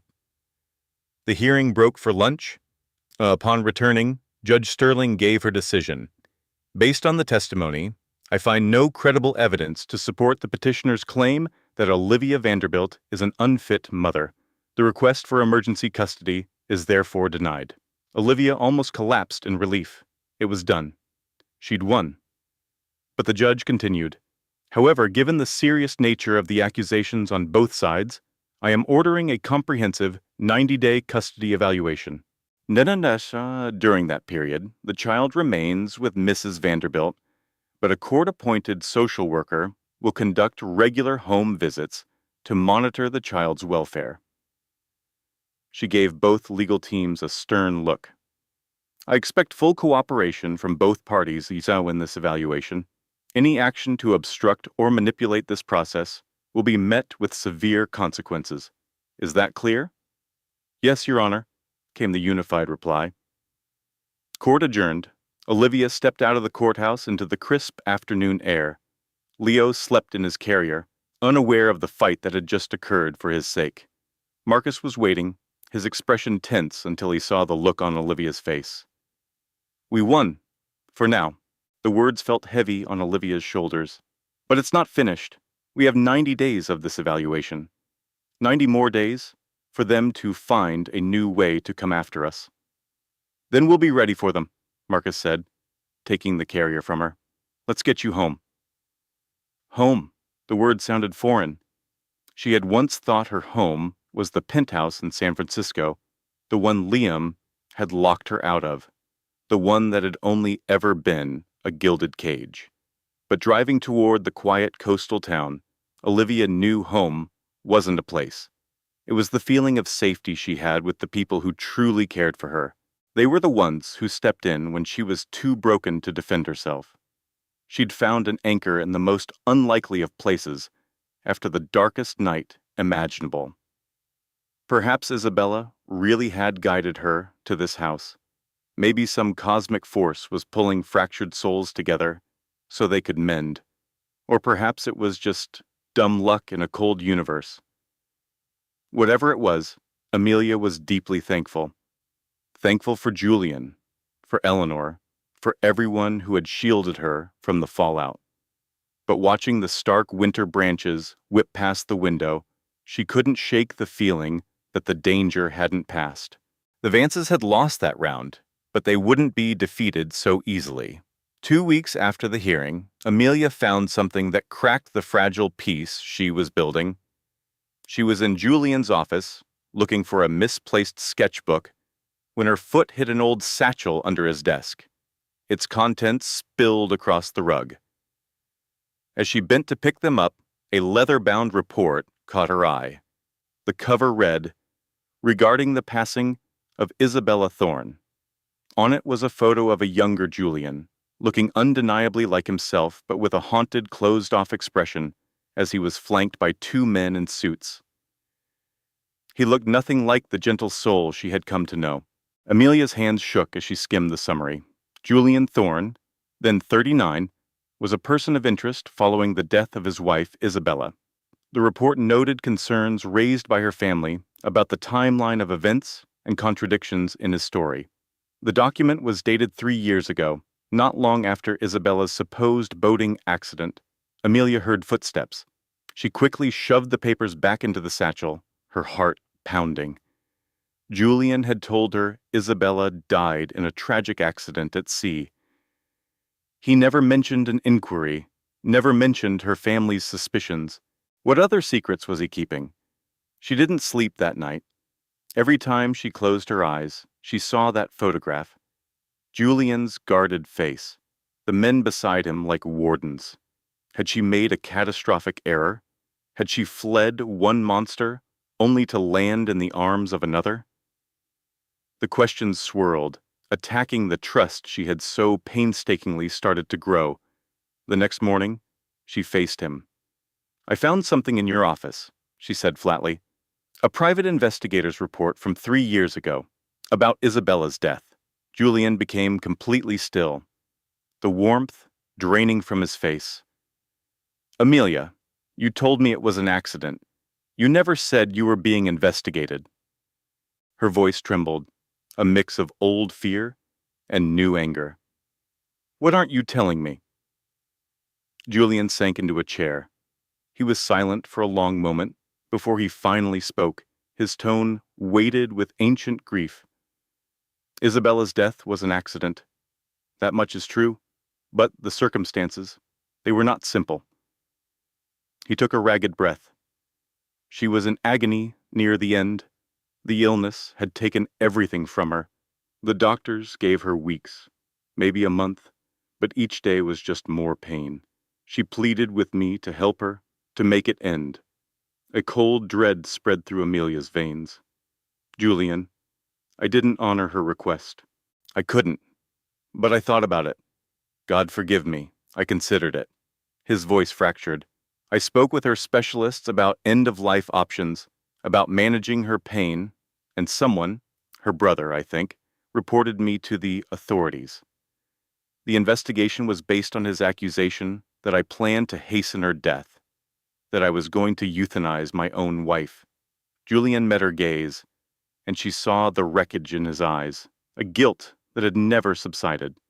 "They investigated for months, questioned our staff, our friends, analyzed her medical files. And what did they find? That she died from her illness, just as the certificate said. That I had done nothing but watch my wife suffer, and was then tormented by the very people who should have been offering comfort." Julian buried his face in his hands. The official case was closed, no charges. But the rumors from her family never stopped. People whispered. Colleagues started looking at me differently. Friends stopped calling. He let out a bitter laugh. "That's why I shut myself away. It wasn't just grief, it was shame. The knowledge that people I knew thought I was capable of killing the woman I loved more than life." Amelia stood frozen, connecting his story to her own. "Why didn't you tell me?" she finally asked. "Because I was afraid." Julian looked up, his eyes bloodshot. "Afraid that you would see me that way too, that you'd always have a sliver of doubt, that you would question me just like they did. I've been questioning you since yesterday. I know, and I don't blame you." He rose from the chair. "Amelia, I swear on Isabella's memory, I did nothing to harm her. I loved her with everything I had. I would have traded my life for hers, without a second thought, but I couldn't stop it. I could only be there as she slipped away, and that powerlessness has haunted me ever since. Amelia thought of Leo, of the lies that rolled off his tongue so easily because he never cared for the truth. Was Julian just a better actor, wearing a more convincing mask of sorrow?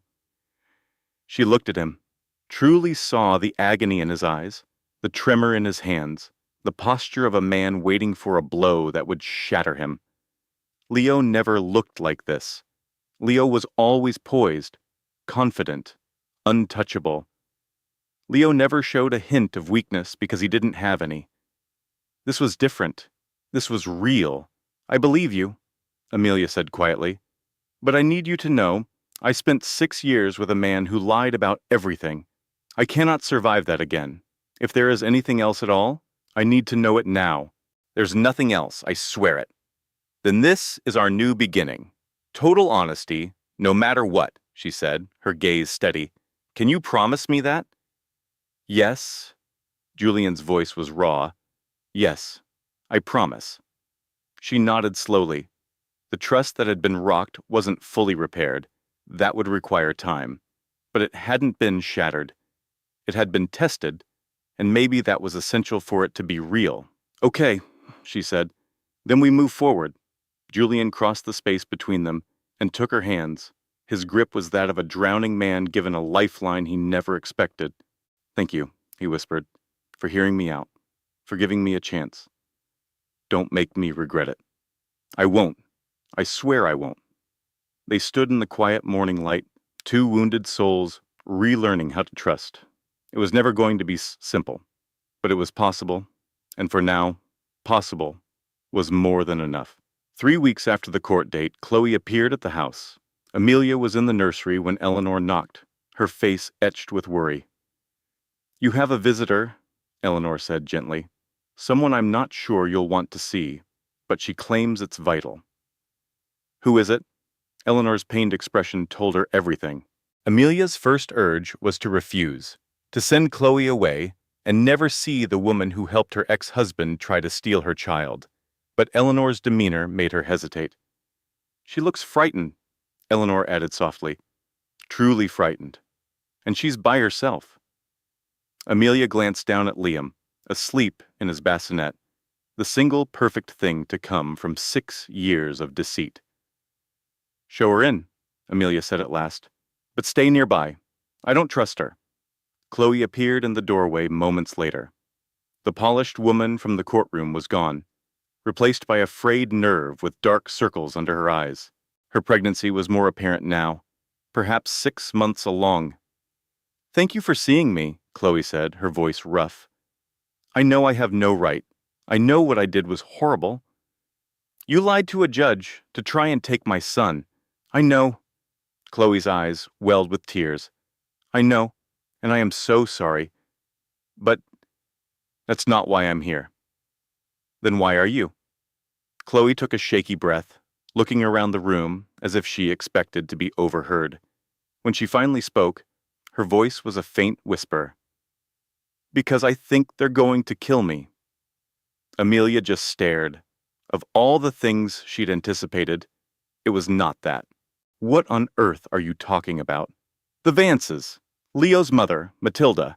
Chloe's self-control shattered. Tears streamed down her face as the words tumbled out.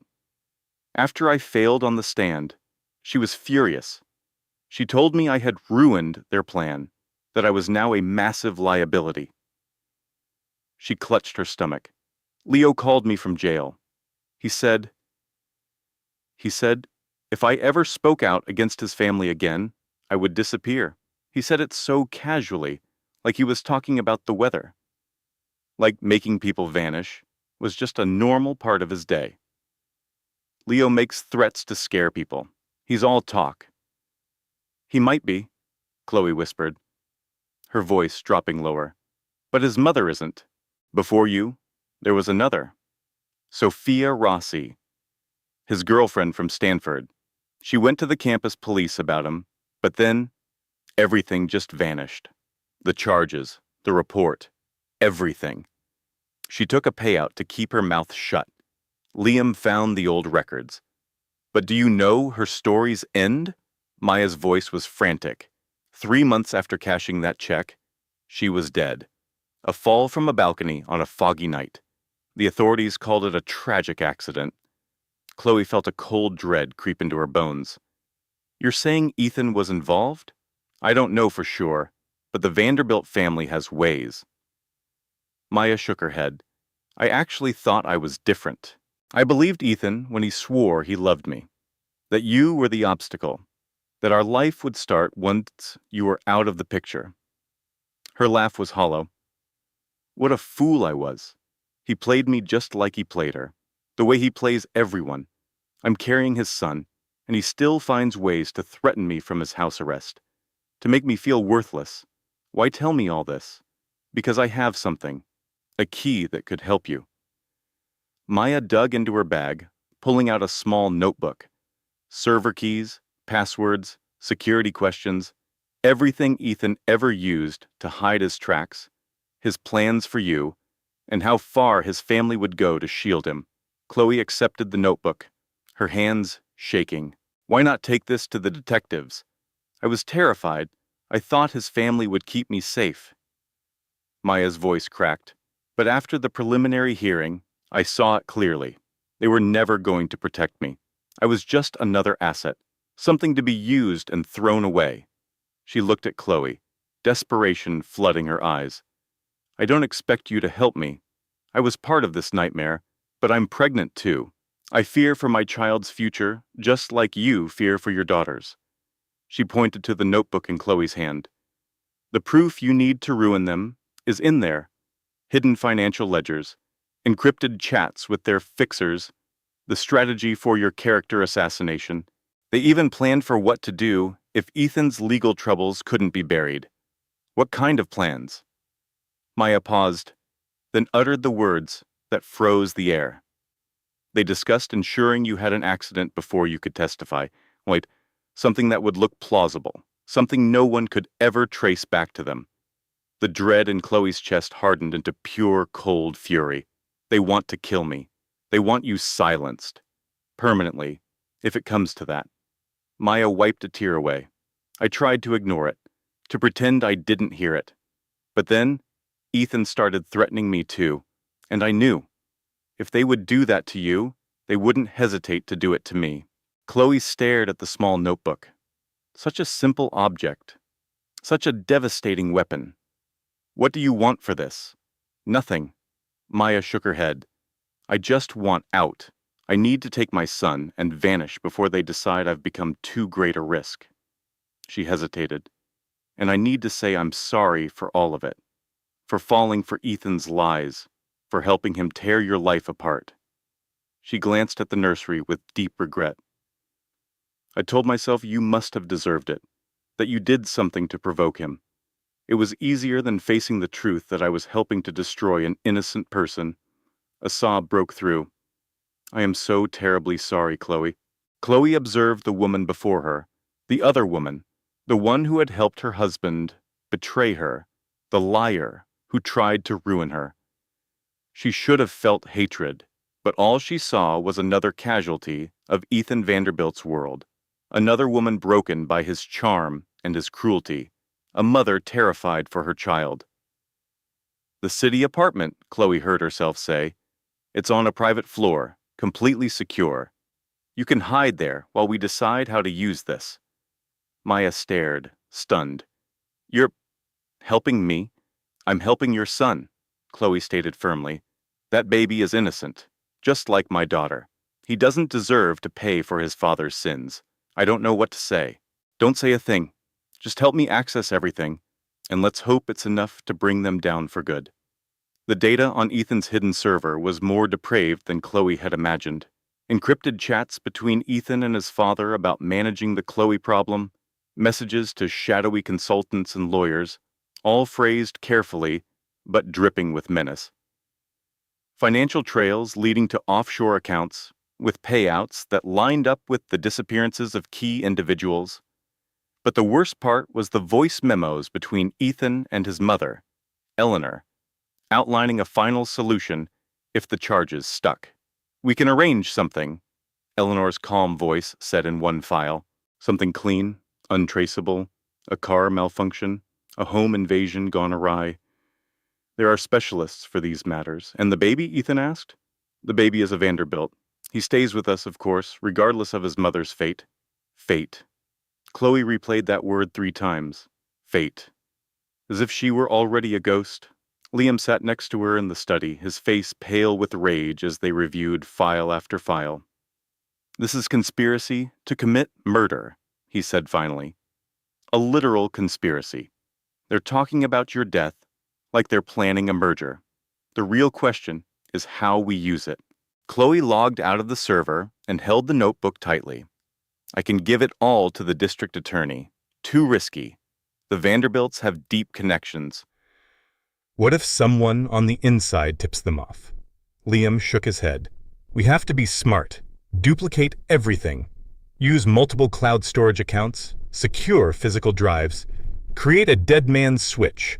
So, if anything happens to you, the whole cache goes public instantly. If anything happens to me, a chill ran down Chloe's spine. You think they'd actually try something? I think the desperate do desperate things, and the Vanderbilts are about to lose everything. Liam looked her in the eye. The trial is in 3 weeks. A conviction for Ethan would shatter the family's image. Their tech empire would falter. Their social influence would vanish. Their entire legacy is built on a myth of untouchable power. Losing that is worse than death for them.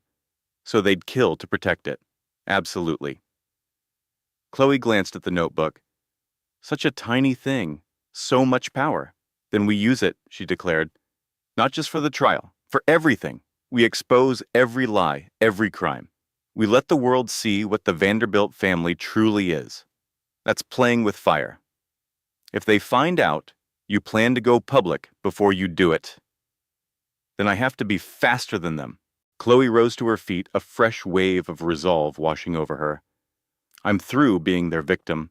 I'm done hiding, waiting for their next move. They left me for dead in a storm. They tried to steal my daughter with deceit. Now they're plotting my murder to save their reputation.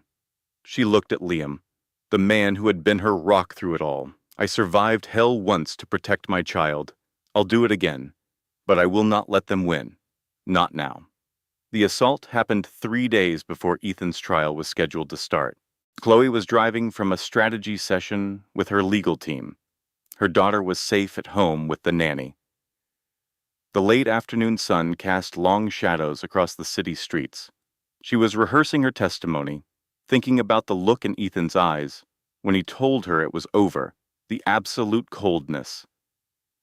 She barely registered the sedan that pulled up beside her at the red light.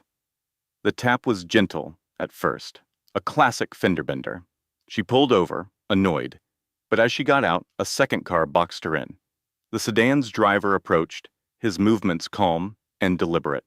For a second, nothing happened. Chloe sat there, stunned, the soft ping of her door-ajar chime filling the silence. Then she saw the man from the sedan walking towards her. She didn't recognize him, but he radiated a cold, efficient danger. "Mrs. Vanderbilt," he said, his voice flat. "It's time for a little chat." Chloe's hand instinctively went for her phone. She needed to call Liam, call the police, anyone. But the man was already at her window, holding up his own phone to show a live feed of her daughter playing in the nursery. "I wouldn't do that," he advised calmly. "This can be simple.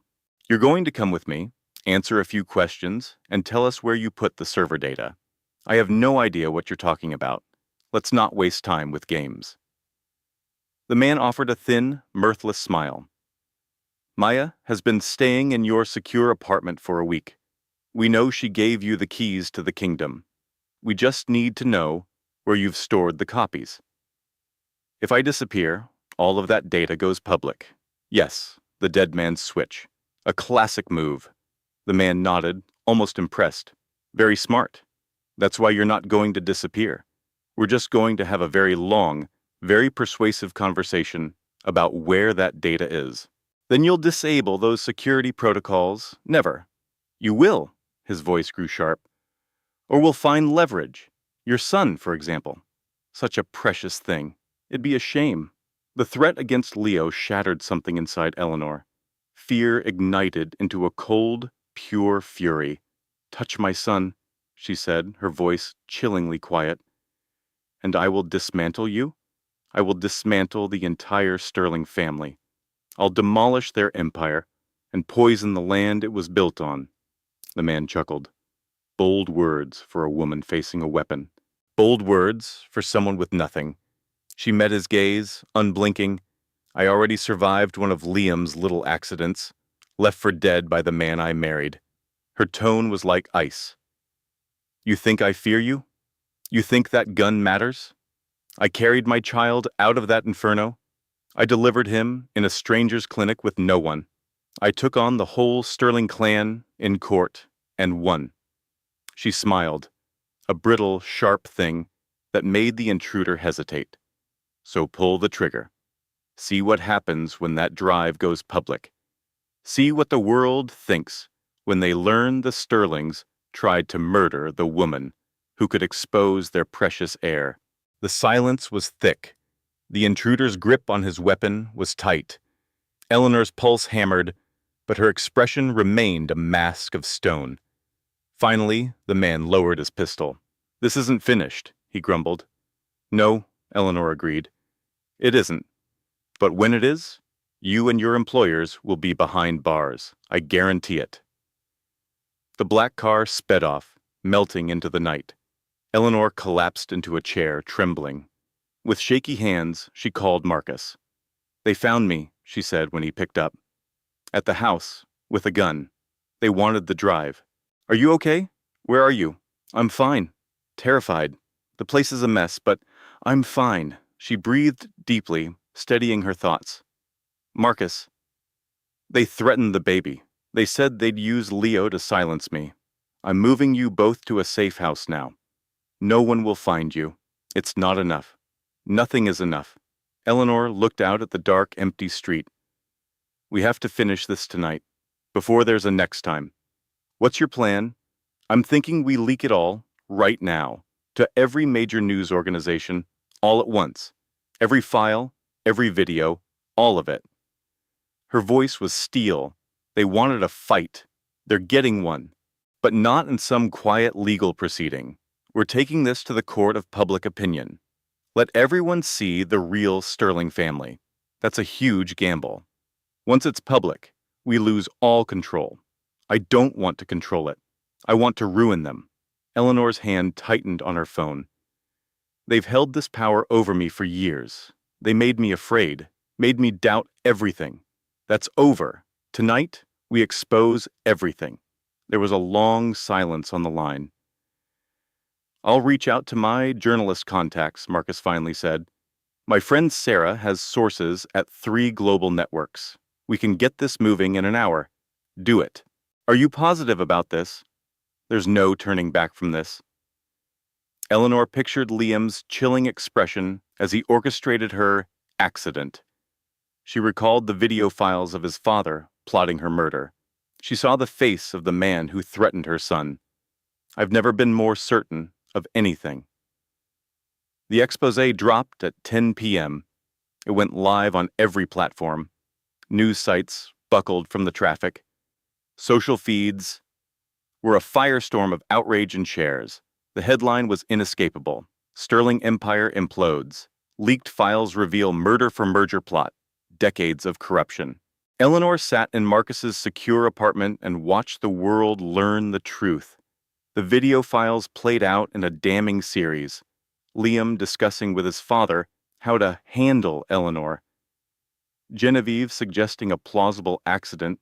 Julian authorizing payments to shadow accounts. Their lawyers planning witness intimidation tactics. Experts began appearing on screen to break it down. Legal analysts detailed the coming criminal charges. Financial gurus predicted the utter collapse of Sterling Industries. Social critics unpacked the generational pattern of abuse and greed, and woven through it all was Eleanor's story, told in a statement Sarah had helped her prepare. The fire, the escape, the clinic where she almost died, the birth of her son, the custody fight, the threats, the home invasion. She laid it all bare. Every fact, every emotion, every second of fear, resolve, and anger, and the world paid attention. By morning, #Justice for Eleanor was the top global trend. By noon, protesters swarmed Sterling Tower. By evening, their stock had plunged by 40%, and every major partner had cut ties. Julian Sterling released a furious statement calling it all lies. It was discredited as a fabrication in minutes. Genevieve Sterling was taken into custody by federal agents. Her attorneys fought to block it, but they lost. And Liam Sterling, in a holding cell awaiting arraignment, was placed under medical watch after a violent outburst, vowing he'd never face trial. But Eleanor's fight wasn't over. The evening before her testimony, Eleanor paced the safe house. Leo was asleep in his crib, the apartment quiet but for the hum of the city below. Tomorrow, she would see Liam again for the first time since the fire. Tomorrow, she would tell her truth to a grand jury and pray it was enough. Marcus found her near the window at 3 a.m, watching the city lights. "Can't sleep either?" he asked quietly. "When I close my eyes, I just see his face. The way he looked at me before he left me there. Like I was garbage." Eleanor hugged herself tightly. What if the jury doesn't buy it? What if all this data isn't enough? What if he walks and comes for Leo? Marcus came and stood beside her, taking her hands in his. "Do you remember what you told me when I was hesitant to decrypt that drive? About how some risks are necessary to find the truth? Yes. This is that moment. Tomorrow, the truth is on trial. Your story against their lies. Your evidence against their power. Your courage against his rage." He held her hands firmly. "You are not the woman he married. You are not the woman who believed his promises for all those years.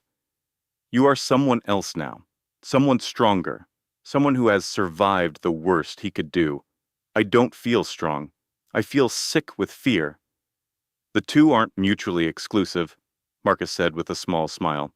"The most courageous people I know have always been afraid. They just never let the fear make their decisions for them." Eleanor rested her head on his shoulder, drawing on his calm, his faith in her. "You'll be there tomorrow? In the courthouse? Every single minute. I'll be right there behind you. Promise. I promise." They stood together in the pre-dawn light. Then Eleanor stood up straight, her shoulders set, and went to get ready for the fight of her life. The hearing started on a cold Tuesday morning, with sleet tapping at the windows. Eleanor was called to the stand at 10:15. She wore a simple gray suit, her hair pulled back. Leo was with Marcus's sister and a security detail he had arranged. The prosecutor, Anya Sharma, walked her through the timeline. The discovery of the drive, Liam's changing behavior, the staged fire, the escape through the woods. Eleanor told her story clearly and concisely, letting the facts build the case. Let the jury hear the truth in her steady voice and see it in her direct gaze. "And what occurred when you found Mr. Thorne?" Anya asked. "I collapsed in his doorway. I don't recall much after that. Marcus found me. He got me out of there. Dr. Evans arrived quickly. They saved us both. And your son? Leo was born that night, early but healthy. A fighter. The doctor called him a fighter." "Objection," Liam's lawyer shouted, standing up. "Characterizing the child's birth as prejudicial." "Overruled," the judge said sharply. "Considering the testimony, I find the description apartment," Miss Sharma continued. "Miss Vance, since your son's birth, have you faced any further intimidation?" "Yes." Eleanor looked straight at the jurors. "Liam's family filed a baseless custody suit to take my son, using falsified reports. When that didn't work, they hired a man to break into my home and threaten me. He told me they would harm my baby if I didn't turn over the drive that proved their crimes." "Objection?" "That's pure speculation. It's completely verified." Miss Albright presented a folio. "We've got auditors' reports, sworn affidavits, and digital transfers From a Cayman account linked to the attack on Mrs. Croft's portfolio. The broker has been identified as a longtime asset of the Croft family's financial group. The defense counsel sank into his chair, looking drained. Mrs. Croft, Miss Albright went on, why leak those transaction logs to the press instead of just providing them to the authorities? Amelia paused, ready for this. Because I was terrified, she stated plainly. The Croft family has pull in every sector. Their money runs deep. Their influence is everywhere. I'd already watched them falsify documents and pay off experts. I'd heard them threaten me and my unborn child.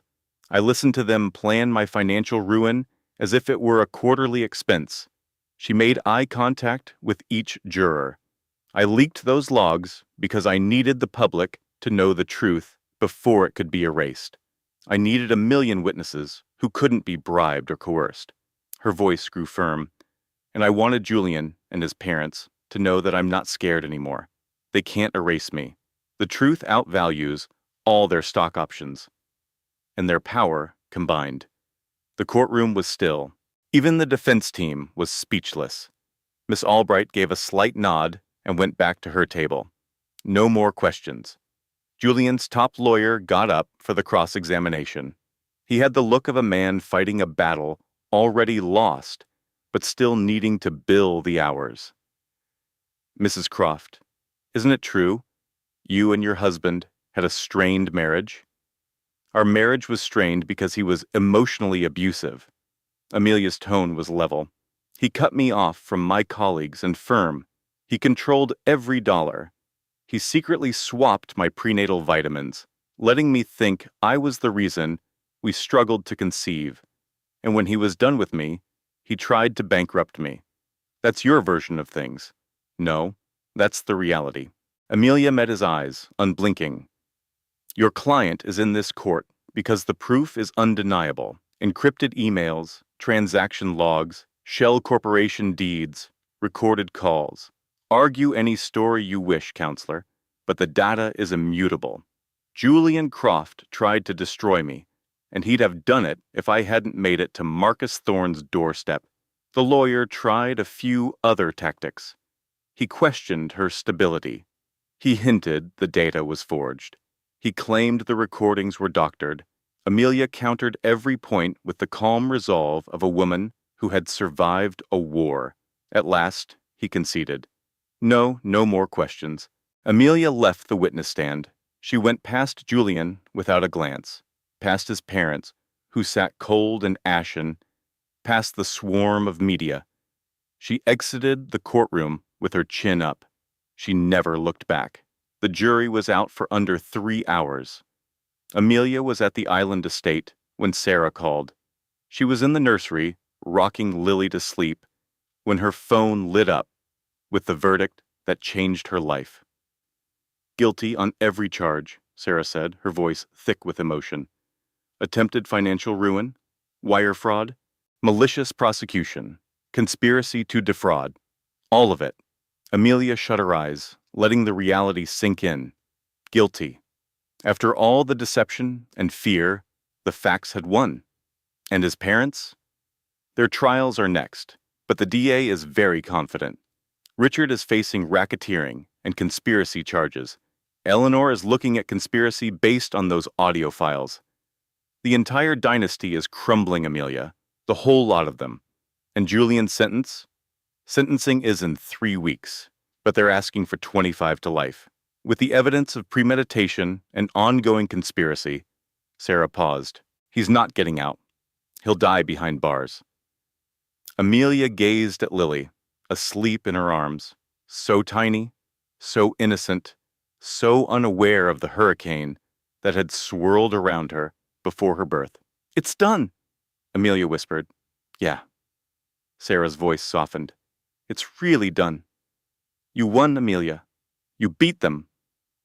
After the call, Amelia sat in the quiet nursery, watching her daughter's chest rise and fall, feeling a sensation she thought was lost forever. Peace. Marcus found her there later. He stood at the door, hesitant to intrude, but she saw him and smiled. waving him inside. "I saw the news," he said softly. "It's all over the networks. I know. How are you feeling?" Amelia thought about it. How did she feel after all of this? After being dragged through hell and back? "I feel light," she finally said. "Like I was carrying a mountain for 6 years and didn't realize its weight until it was gone." Marcus sat near her, his eyes on Lily with a gentle look he'd had since he first held her. "What's next?" he asked. "Next I rebuild." Amelia leaned on his shoulder, feeling his steady presence. "I get my architect's license renewed. I find us a place. I raise my daughter. I become the woman I was meant to be before Julian Croft molded me into his wife." "You could stay," Marcus said gently. "This estate is massive. There's more than enough space. And Lily has everything she needs here." "Marcus," Amelia smiled, touching his cheek, "are you inviting me to live with you?"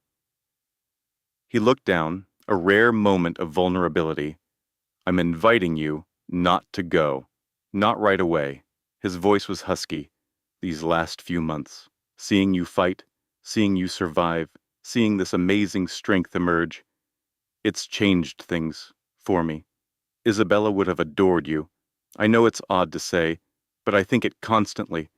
She would have seen what I see. Someone incredible, someone worth protecting. Amelia, I'm not suggesting we jump into anything. I know what you've endured. You need time. But I want you to know, for whatever you decide, I'm here. This place is here. We are your family now. If you'll let us be."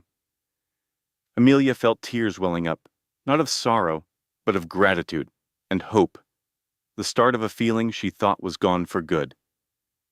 "I'm not ready for that," she said, her voice quiet. "Honestly, I don't know if I can ever trust someone in that way again. I get it, but I'm not ready to go either." She glanced around the nursery, at the sanctuary she'd found in this stunning home with this kind man. "This feels like home. You feel like home. And maybe that's enough for now. Maybe we don't put a label on it. Maybe we just let it be." Marcus smiled, the first genuine smile she'd seen on him since she arrived. "I can live with that. Good." Amelia leaned in and kissed his cheek. "Now go tell the groundskeeper. He's probably stress-pruned all the roses waiting for the news." Marcus chuckled and got up. At the door he looked back. "Isabella would have loved you," he said. "I'm sure of it. I wish I had known her. In a way, I think you have." He glanced around the room, at the baby in Amelia's arms, at the woman who had survived the storm and come out unbreakable. "I think she's been watching over this place, making sure it became a home again." He left. Amelia sat in the warm afternoon light with her child and allowed herself to believe that things would finally be all right. 3 months after Julian's sentencing, Chloe gave birth to a son. She called him Evan. She had thought about choosing a name with no ties to the Croft dynasty at all, but she settled on a name that meant "the Lord is gracious," because that is what she wished for him, a life away from the toxic influence that had consumed his father. Amelia visited her at the guest house a day later, bringing soup and a mix of complex feelings for the woman who was once her rival. "He's perfect," Amelia said, looking at the sleeping newborn. "He has your smile and Julian's hairline." Chloe's voice was somber. "I hope that's all he gets from him. Our children are not us. Lily isn't Julian, no matter what her DNA says. And Evan won't be either. Not with you raising him." Chloe looked at Amelia with a sense of awe. "How can you be so kind after what I did? Because I see now you were a victim, just like me. A different kind, but still his victim. Julian played both of us. He made us believe his lies. The only difference is my wake-up call was a financial alert, and yours was a guilty verdict. I should have realized sooner, perhaps, but you did realize. You gave me the final piece of evidence that brought them down. You testified at Eleanor's trial last month. You made sure his influence can never poison anyone else." Eleanor offered a tight, weary smile. "That took guts, Isabel. Real guts. It doesn't feel like guts. It feels like the bare minimum. Then we'll consider it a foundation. They sat in the sterile silence of the cafe. Two mothers, their children fathered by the same tycoon, now set on wildly different paths. The Chicago sun cut through the large glass windows. Outside, the city thrummed with a life that felt a million miles away. I'm moving to Austin next week, Isabel stated. My cousin has a small design firm. She said I can intern there, figure things out. That sounds like a solid step. Will you? Isabel paused. Will you tell Sophie about Mateo one day? They're half-siblings. When they're older, maybe they should meet. Eleanor weighed the question. Two infants, both innocent of their father's betrayals, both deserving a chance at peace. When they are old enough to understand, she said at last. When they can choose for themselves what that connection means. Yes, I will tell Sophie she has a brother. Isabel's eyes welled up. Thank you for everything. For the evidence, for the settlement, for... She glanced around the anonymous cafe, for not destroying me completely when you had every right. That's what decent people do. But I wasn't decent. I was the other woman. You were never the real enemy, Isabel. You were just another asset Marcus Thorne acquired and then liquidated. Eleanor reached across the table, briefly touching her hand. We may not be friends. We may never be. But we're linked now through our children and our survival. That has to mean something. Isabel nodded, unable to form words. Eleanor rose to go. At the door, she looked back. Take care of yourself, Isabel, and take care of Mateo. Give him the kind of loving childhood that was stolen from both our babies. At the start. Fill it with honesty and security. All the things, Marcus, warped and broke. I will, I swear. Eleanor walked back to Liam's brownstone. As the afternoon sun cast long shadows. The world was moving on after the public explosion of her marriage. She found Liam in his home office, sketching on a large tablet. He glanced up as she came in, his smile, now a familiar comfort over the past few months. Warm, real, and full of a quiet strength that grew daily. How did it go? She's okay. Terrified of her future, but okay. Eleanor sank into the chair opposite him. She leaves for Texas next week. A clean slate, far from all this wreckage. That's probably for the best. I think so, too. Eleanor paused. She asked if I would tell Sophie about Mateo someday, when they're old enough. And what was your answer? I said I would. She met his gaze. Those children didn't choose their father. They don't deserve to be punished for his choices. Liam nodded, considering it. My Clara would have felt the same way. You're always comparing me to her, only in the best ways. He smiled faintly. You are very different. She was all detailed plans and predictable joy. You're something else. Forged in betrayal, tempered by scandal, strong in ways she was never tested. Is that a good thing? It's an observation. And yes, it's a very good thing. Liam stood and came around the desk. He knelt before her, taking her hands. I loved Clara with my whole heart. When she passed, I was sure that part of me was gone for good. I figured I'd spend the rest of my days in this house, rattling around with her memory. And now I find myself hoping she was right about the afterlife, not because I'm in a hurry to get there, but because I want her to see this. His voice was thick with emotion. I want her to see that I didn't just fade away, that I found a reason to truly live again, that her home became a home once more. Liam, I'm not expecting anything, he said, his grip tightening. I know you need time. I know trust is a foreign concept after everything you endured. But I have to tell you how I feel. I need you to know that when I see you, I don't see a victim who needs rescuing. I see a remarkable woman who rescued herself. And I am thankful, every single day, that you showed up on my doorstep in the middle of that storm. Eleanor felt the hot sting of tears, a confusing mix of relief and fear, and a fragile hope she couldn't define. I'm scared, she whispered. Scared to trust anyone like that again. Scared I'll be wrong. Scared I'll lose it all over again. I know. But I'm also... She drew a ragged breath. I'm also so tired of being scared. I'm tired of letting Marcus's ghost run my life. I want to build something new, Liam. I want to try. I just don't know where to start. Then we can figure it out. Together. Liam squeezed her hands. No timelines, no expectations. Just two people who found shelter in the same storm and decided to walk out of it together. Eleanor laughed through her tears. That's surprisingly smooth. I've been getting advice, he admitted with a grin. My son, Leo, thinks I should be more poetic if I want to win your heart. He has very firm ideas on the matter. Leo wants us to be together. Leo has wanted us to be together since about 72 hours after you moved in. He's been dropping hints that are about as subtle as a wrecking ball. I think his text last week was, Dad, for the love of God, just ask her out. This is excruciating. Eleanor's laugh was louder this time, a sound that finally felt free of the tension that had held her for so long. Well, she said, catching her breath, I guess we shouldn't make Leo suffer any longer. Absolutely not. The kid would be insufferable. She leaned in and kissed him. It was tentative at first, a question. Then it became an answer. As he responded. When they parted, they were both smiling, like fools. So, what's the plan now? Liam asked. Now we do what you said. We figure it out. Together. Eleanor stood, pulling him up with her.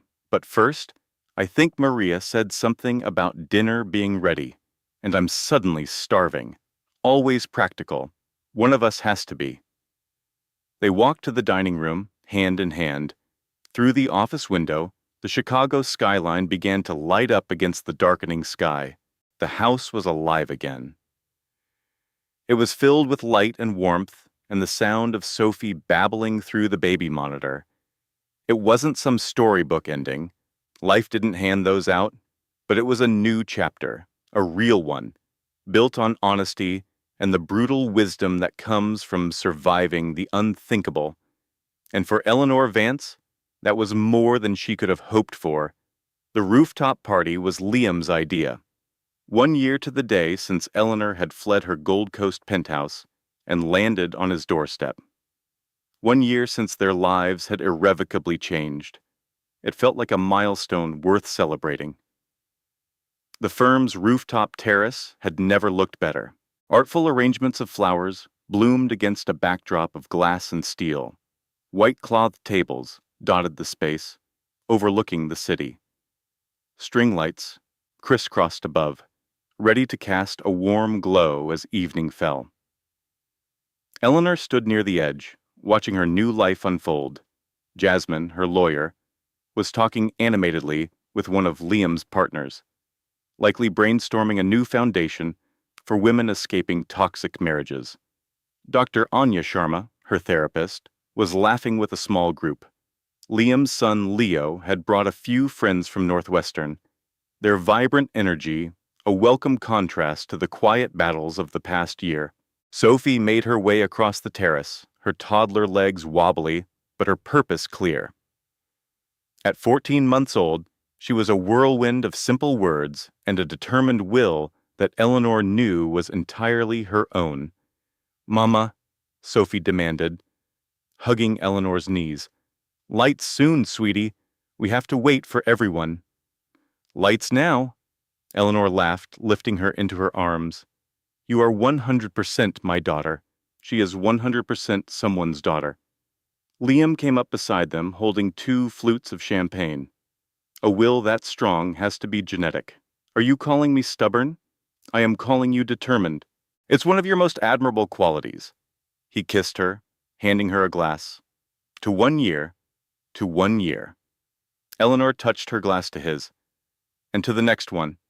They had been a couple, truly and publicly, for 6 months, taking it slow, carefully constructing something real from the wreckage of their pasts. It wasn't a simple path. For Eleanor, trust remained a fragile thing, easily shaken by old echoes of betrayal. But they were navigating it one day, one conversation at a time. The small, consistent acts of care were building something far stronger than either had known before. Maria appeared, her face lit with pride at the event she'd helped orchestrate. "The caterer is ready to serve," she said, "and I think it is time for you to say a few words." "My words?" Eleanor felt a jolt of panic. "I don't have a speech." "You don't need one. Just say what is in your heart." Maria took a delighted Sophie from her arms. "I will keep this little boss busy. You go on." Before Eleanor could object, Liam was gently guiding her toward a small, raised area near the center of the terrace. The crowd's chatter softened, their faces turning toward her with warm expectation. Eleanor looked over the faces of the people who had become her true family. Then out at the glittering city, where she had lost a life, and, against all odds, built a new one. With a steadying breath, she addressed the room. "A year ago, I thought my life was ending." The quiet was absolute. Every eye was on her. "I was standing in the lobby of the Olympian Hotel, a blizzard of emotions raging inside me. My body was failing. My unborn child was at risk. The man who had vowed to cherish me had just shattered our world. I had nothing left. No home, no security, no trust in anyone." She paused, her gaze finding his across the room. "And then a stranger offered me his hand. A man I'd never met before, saw my pain, and chose to help. 2 days later, when my daughter was born, she came into a world where people had decided she mattered before they even knew her name." Amelia's voice gained confidence. "This last year has taught me so much. I learned that family isn't about a shared last name, but a shared choice to care. I learned that getting through the worst isn't about being strong, it's about refusing to give up. And I learned that the most devastating moments can become the bedrock for a beautiful new life, if you let them." She smiled at Marcus, who watched her from the edge of the gathering, his own eyes glistening. "I also learned that real love isn't a fairy tale. It isn't perfect, it's messy and terrifying, and comes with the risk of being hurt. But it also gives you moments like this, surrounded by the people who chose you, holding a future you never dared to imagine, building a life that felt impossible just 12 months ago." She lifted her glass. "So this is for hotel lobbies, for strangers who become your anchor, for babies who show you what's real, and to every one of you who helped me walk out of a cold, sterile nightmare and into the warmest life I've ever known. Cheers." The word echoed through the cozy restaurant, followed by the clinking of glasses. Amelia stepped down and went straight to Marcus, melting into his embrace. "That was incredible," he whispered into her hair. "It was the truth, every word of it." "I know," he said, pulling back to look at her. "I have something for you. I couldn't wait." He reached into his jacket pocket and took out a small, polished, wooden box. Amelia's heart skipped. "Now, before you jump to conclusions," Marcus said softly, "this isn't that." He opened the box, revealing not a ring, but a vintage silver locket on a delicate chain. "This was my mother's," he explained. "She wore it every single day. After she passed, I kept it tucked away, because seeing it hurt too much." He took Amelia's hand in his. "I'm not asking for forever right now. I know that's a big word, but I am asking you to wear this, to carry a piece of my mom with you, to be a part of our story, no matter where it goes from here." Amelia gazed at the locket, a symbol of a love that had passed and a new one just blooming. It was a link between the woman who was gone, the woman who had been broken, and the man who held both their hearts. "Are you sure?" she breathed. "It's so precious." Leo insisted, Marcus said with a soft smile. "He told me my mom would have loved you. He also threatened to put me up for adoption and keep you if I mess this up." Amelia laughed, tears finally spilling over. "Well then, yes. Of course, yes." Marcus gently fastened the locket around her neck. It rested against her skin, as if it were made for her. "I love you," Amelia said, the words feeling easy and right. "I love you, Marcus." Her voice was clear. "I love your son and your wonderful parents and this noisy, beautiful restaurant. I love this life we are building from the ground up." "I love you too," he said, kissing her softly. "I love you in a way I had forgotten was possible. I'm thankful for you every second." They stood there in the warmth of the restaurant, enveloped by their chosen family, as the evening glowed around them. Their daughter's happy squeal echoed from a nearby table, followed by Leo's delighted laugh as they played together. And Amelia, who had faced the ultimate betrayal in a cold hotel lobby and rebuilt her world from the ashes, finally knew without a doubt that she was home. Truly and completely home,